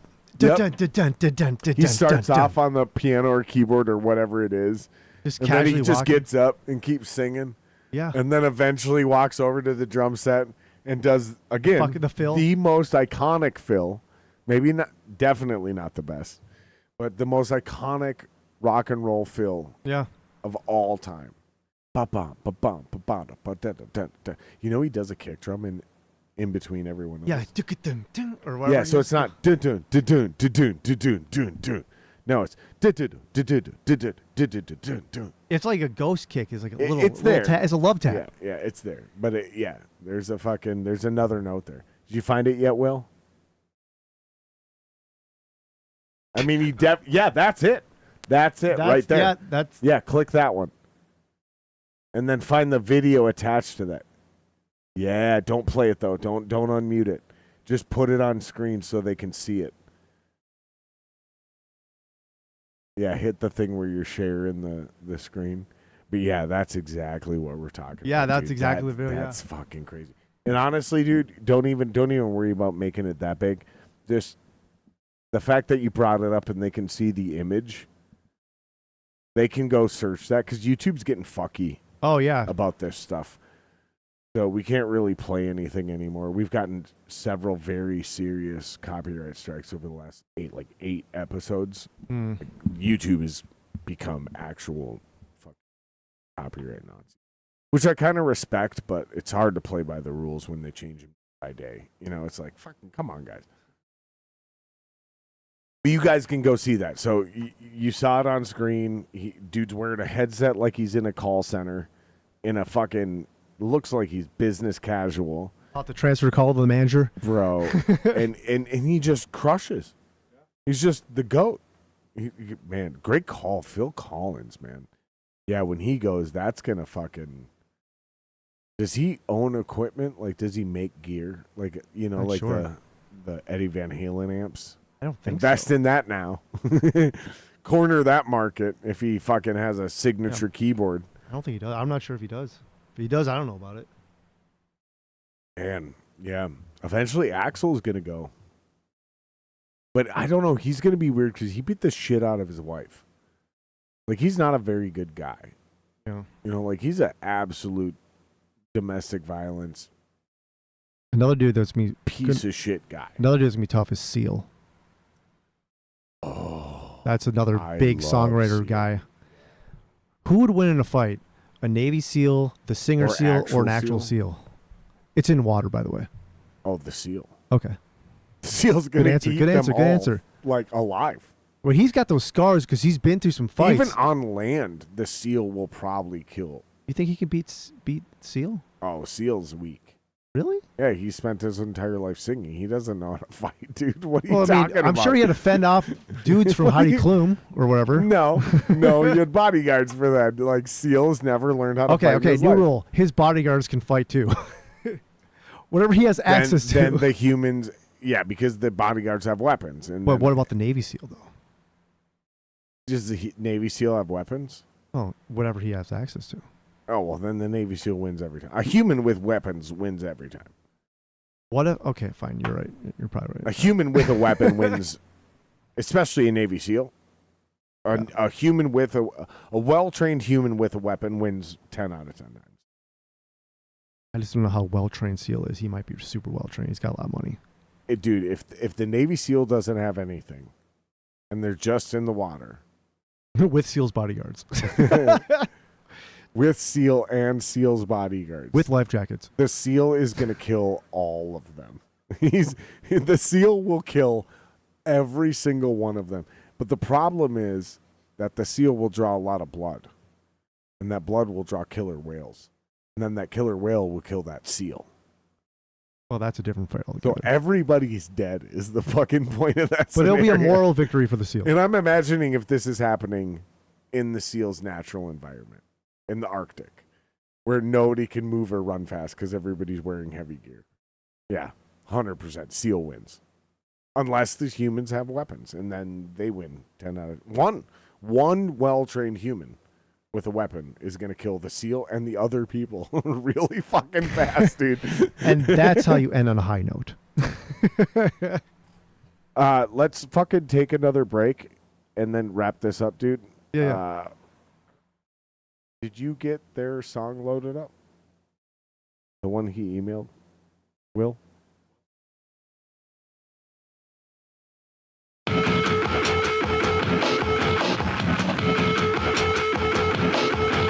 Life comes Second until you do it. I wish I wrote that one. Well, we can play it if you want to hear Just it. kidding. No, that's a cool song. We don't play that the same way live. We don't play any of these songs the same way. Jeremy is like, no, we're going to do a different thing. We have the record version, then we have our live version. And that's why people need to come see us live, because we're special. Like, that's kind of cool, actually. I kind of like that. You shouldn't be married to the studio version of your song. Oh, we're not even Yeah. close. Like, the structure is the same, but I've the had- parts are not the same. I've had people who are... It's kind of like self-sabotaging, too. I've had people like, unless we... Take your time, Will. No unless you pressure. play it exactly how we do in the studio live, like, I don't want to write that part. Like, what are you talking about, dude? Like, a live is a completely different beast. Sure. You have to sell the show. You have to... I remember I had a Well, guy... especially in those parts, like maybe you have like some backing gang vocals. Oh. Yeah, gotta get someone. Gotta get him to sing along somehow. Yeah, extend that part. Yeah. Live, you're gonna extend that, and you're just gonna vibe for. I know we played on record for 8 bars, but maybe we play for 32 bars live, because that's when we're gonna. Especially if we do it towards the end of the set, we're gonna get the crowd into it. We're gonna announce the end of our fucking show. We're gonna be like, "Thank you for everybody coming out. Go buy our merch." Blah blah blah blah blah. Here's a QR code for the discount on the merch. Boom! You throw that up on the screen if you're playing the right. You know what I mean? Like. I remember I had a producer. can't be I had a identical. producer can't be identical. locally. I'm not going to say any names. I don't know if he's still around or I not. hope but everyone followed me down that rabbit hole. he basically said, People "Look, think I'm I want to crazy. do a live recording only. I don't want to do anything on CD that you can't do live." I said, "Okay, well, with that said, then why are we using these nice mics? Why don't you go get some SM57s or 58s, mic the drums with that?" And he's like, "Well, what?" I'm like, "Well, it's not authentic if you're using studio mics. I won't have that live." And then he realized, okay, I'm being stupid. Yeah. Yeah, I mean, I see it both ways. I mean, I'm not going to argue with people in their individual execution, but it's just the concept of, like, dude, what are you doing? It depends on what you're trying to do, too. Right, that's what I'm saying. Like, Yeah. what are you doing? Yeah. Like, what are you trying to accomplish here? Yeah. And just be a little bit more fluid about things. I think too many... Are you good, Will? No? Okay, you need a couple more minutes. That's fine. Doesn't matter. I think a lot of those bands that are struggling to get out of their local or regional scene and really pop, I think it's just literally because they're just stuck on the idea of, like, this is how we do things. Yeah. Which is weird because you kind of have to stick to your guns if you're really going to make it. But at the same time, you also have to be... There's battles you can Adaptable. pick and choose that are appropriate. Like, I think some people just do it as a defense mechanism from actually having to try. How do you weigh the difference between those two personally and as a band when you're confronted with the idea of changing something that might possibly go against your core, or if you look at it in a different light, you're evolving? I mean, social media is a big piece of it. Like, I didn't want to touch social media. I didn't want to use it at all. I hated it. I dreaded it. And now kind of seeing the benefits of it and kind of understanding the world is changing, I'm like, okay, I'm going to use this tool that's available to me. Versus like, oh, I don't want to do any of that. I shouldn't have to do that. I shouldn't have to. No, you're right. You shouldn't have to, because you're supposed to be a good musician that should be able, the music should speak for itself. But the name of the game is connecting with people. You have to find a way to connect with them. And so you have to find out what works for your group with your sound and everything else. So that's kind of, and like, there's been conversations, you know, for lack of a better term, like, there's a pretentious loser is a term that comes up where, like, there's like this pretentiousness you want to avoid, and you can kind of see yourself doing it. Like, oh, don't PL, don't PL, don't PL. And that's kind of like something you say to each other, like, okay, well, remember what you're trying to do. You're trying to make music at a professional level that's going to connect with people.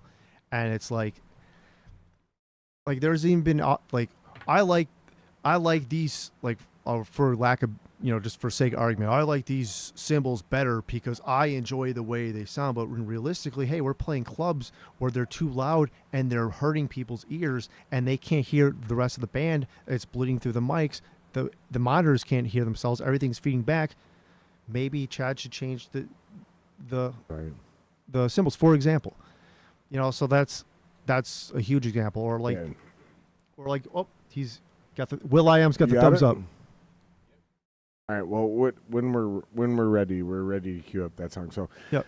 Yeah, and we're not like going after Chad with his cymbals or anything, but no, that's that a was just random an example. hypothetical. Yeah, hypothetical. Honestly, those clubs in those situations need to be prepared to put up that fucking plexiglass. Even sometimes that doesn't work either. It should. It fucking should. Like I've actually been in a club where we had the plexiglass up. Chad was playing with fucking brushes, and they said, "Dude, stop playing. You're too loud." And those are the most amateur people. If you're playing with brushes behind plexiglass and it's still too loud, then you booked the wrong band and you're an amateur. Yeah, and that's your fault. Pay us and we'll leave. Yeah, that's exactly what we did. Yep, pay us and we'll leave. Pay us and we'll leave, because if you're not gonna pay us, we're just gonna do our thing. Yeah, and we're gonna be way louder than you can handle. And this is why I encourage, if you have a little bit of a budget, to have a real PA. Bring that with you. Couple subs. We have no room for that shit. And I'm not saying to your band, I'm saying to every band. I'm saying, like, if you can figure out a way to afford this, and this includes transporting this gear from town to town, sometimes that requires you to have a bigger fucking trailer than you can afford. Well, then you gotta wait. But it's still a good idea, because every once in a while, you will get fucked. And when you're not a legit ass fucking man band, show up in a town, they promised you the world. They did not deliver. The stage is bullshit. PA is a joke. But if you got a few PA speakers in a sub or two, you got good tube amps, bro, we're going to sound just fucking fine. And we're going to fucking crush. And honestly, everybody's going to be blown away. They're going to be blown away because everybody else on this show is also playing to nothing. They don't have our PA. Right? So now we're that band. And especially if we're not headlining and there's a decent crowd, I'm telling you, I've seen it happen. And it's very impressive how fast you'll go back to that town and you had 150 people at the first time, but now you have 450 the second time. Because word spread how great you were. And now you have the VFW. So now you have a real venue and their big-ass parking lot and the food truck that shows up. The one food truck in town, in Farmington or whatever fucking town you want to make up. Like, and then the third time you go, oh my God, now there's 700. Now they're building a festival around this idea. Like this is a real thing that happens all the time across middle America. Like all the time. And there's zero national known headlining bands. But it just takes going out there and doing it and sounding great and being dope as fuck. And I think there's a lot of bands that are afraid or unable, right? We just don't have it in our budget. We're willing, but we can't afford that extra. It's $12,000 because we got to buy that gear. Then we got to buy a bigger trailer or even a bigger truck. Maybe they have the trailer, but the truck can't haul the weight. So like, this is why you got to join the Patreon. This is why you got to fucking subscribe. This is why you got to buy the merch, the T-shirts. This is why you have to do all of these things so that guys and bands can continue to grow and do these dope-ass things and be dope as fuck when everybody else can't be. Yeah, the more you give to us, more we can give back. It's a positive feedback loop. It's really not that complicated. Will, are you ready to play that song, buddy? I know you gave this a thumbs up earlier. All right. So you got it loaded up. I'm just going to trust you, man. Play it. Hopefully it's the right song. And mute the mics, dude. And we're playing July 30th. Club Underground, we're opening up for Silvertung. What do you got coming up? We just released a single which we're about to play. We have some more singles down the road here, and I think we're working on a tour for November. Okay, but you're at the end of your tour, so no more shows, right? Oh, duh. I have Booney Bash Fest. We're headlining on Friday in Upper Peninsula, Michigan, and then we're playing in South City Pub, Escanaba, Michigan on Saturday. All right, so before we get out of here, we will have a link to your website. You guys got just a regular website where people can get those tickets. So before we're out of here, we'll throw a link down in the description. The link for my show is in there right now. We'll get one for him for the rest of his tour dates. Like, subscribe, share, help us get to 1,000. Help us get to 3,000 to 4,000 watch hours. I guess that's the really big thing we got to do now. Watch the podcast for hours. Just put it on in the background while you're working on your car. Love you guys. Like, subscribe, share. We're going to play one of Jesse's tunes from the Failsafe, and we're going to get the fuck out of here. Man, I got shit-faced, brother. I did.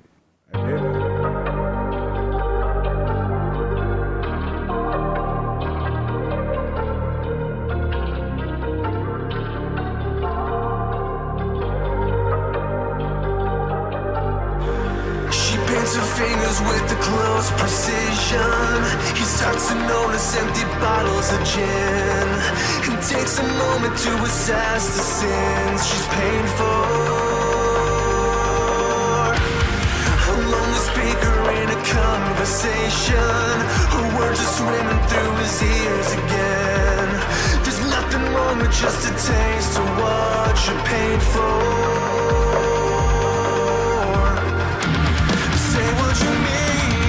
Tell me I'm right, and let the sun rain down on me. Give me a sign, I wanna believe. Whoa, Mona Lisa, you're guaranteed to run this town. Whoa, Mona Lisa, happy to see you frown.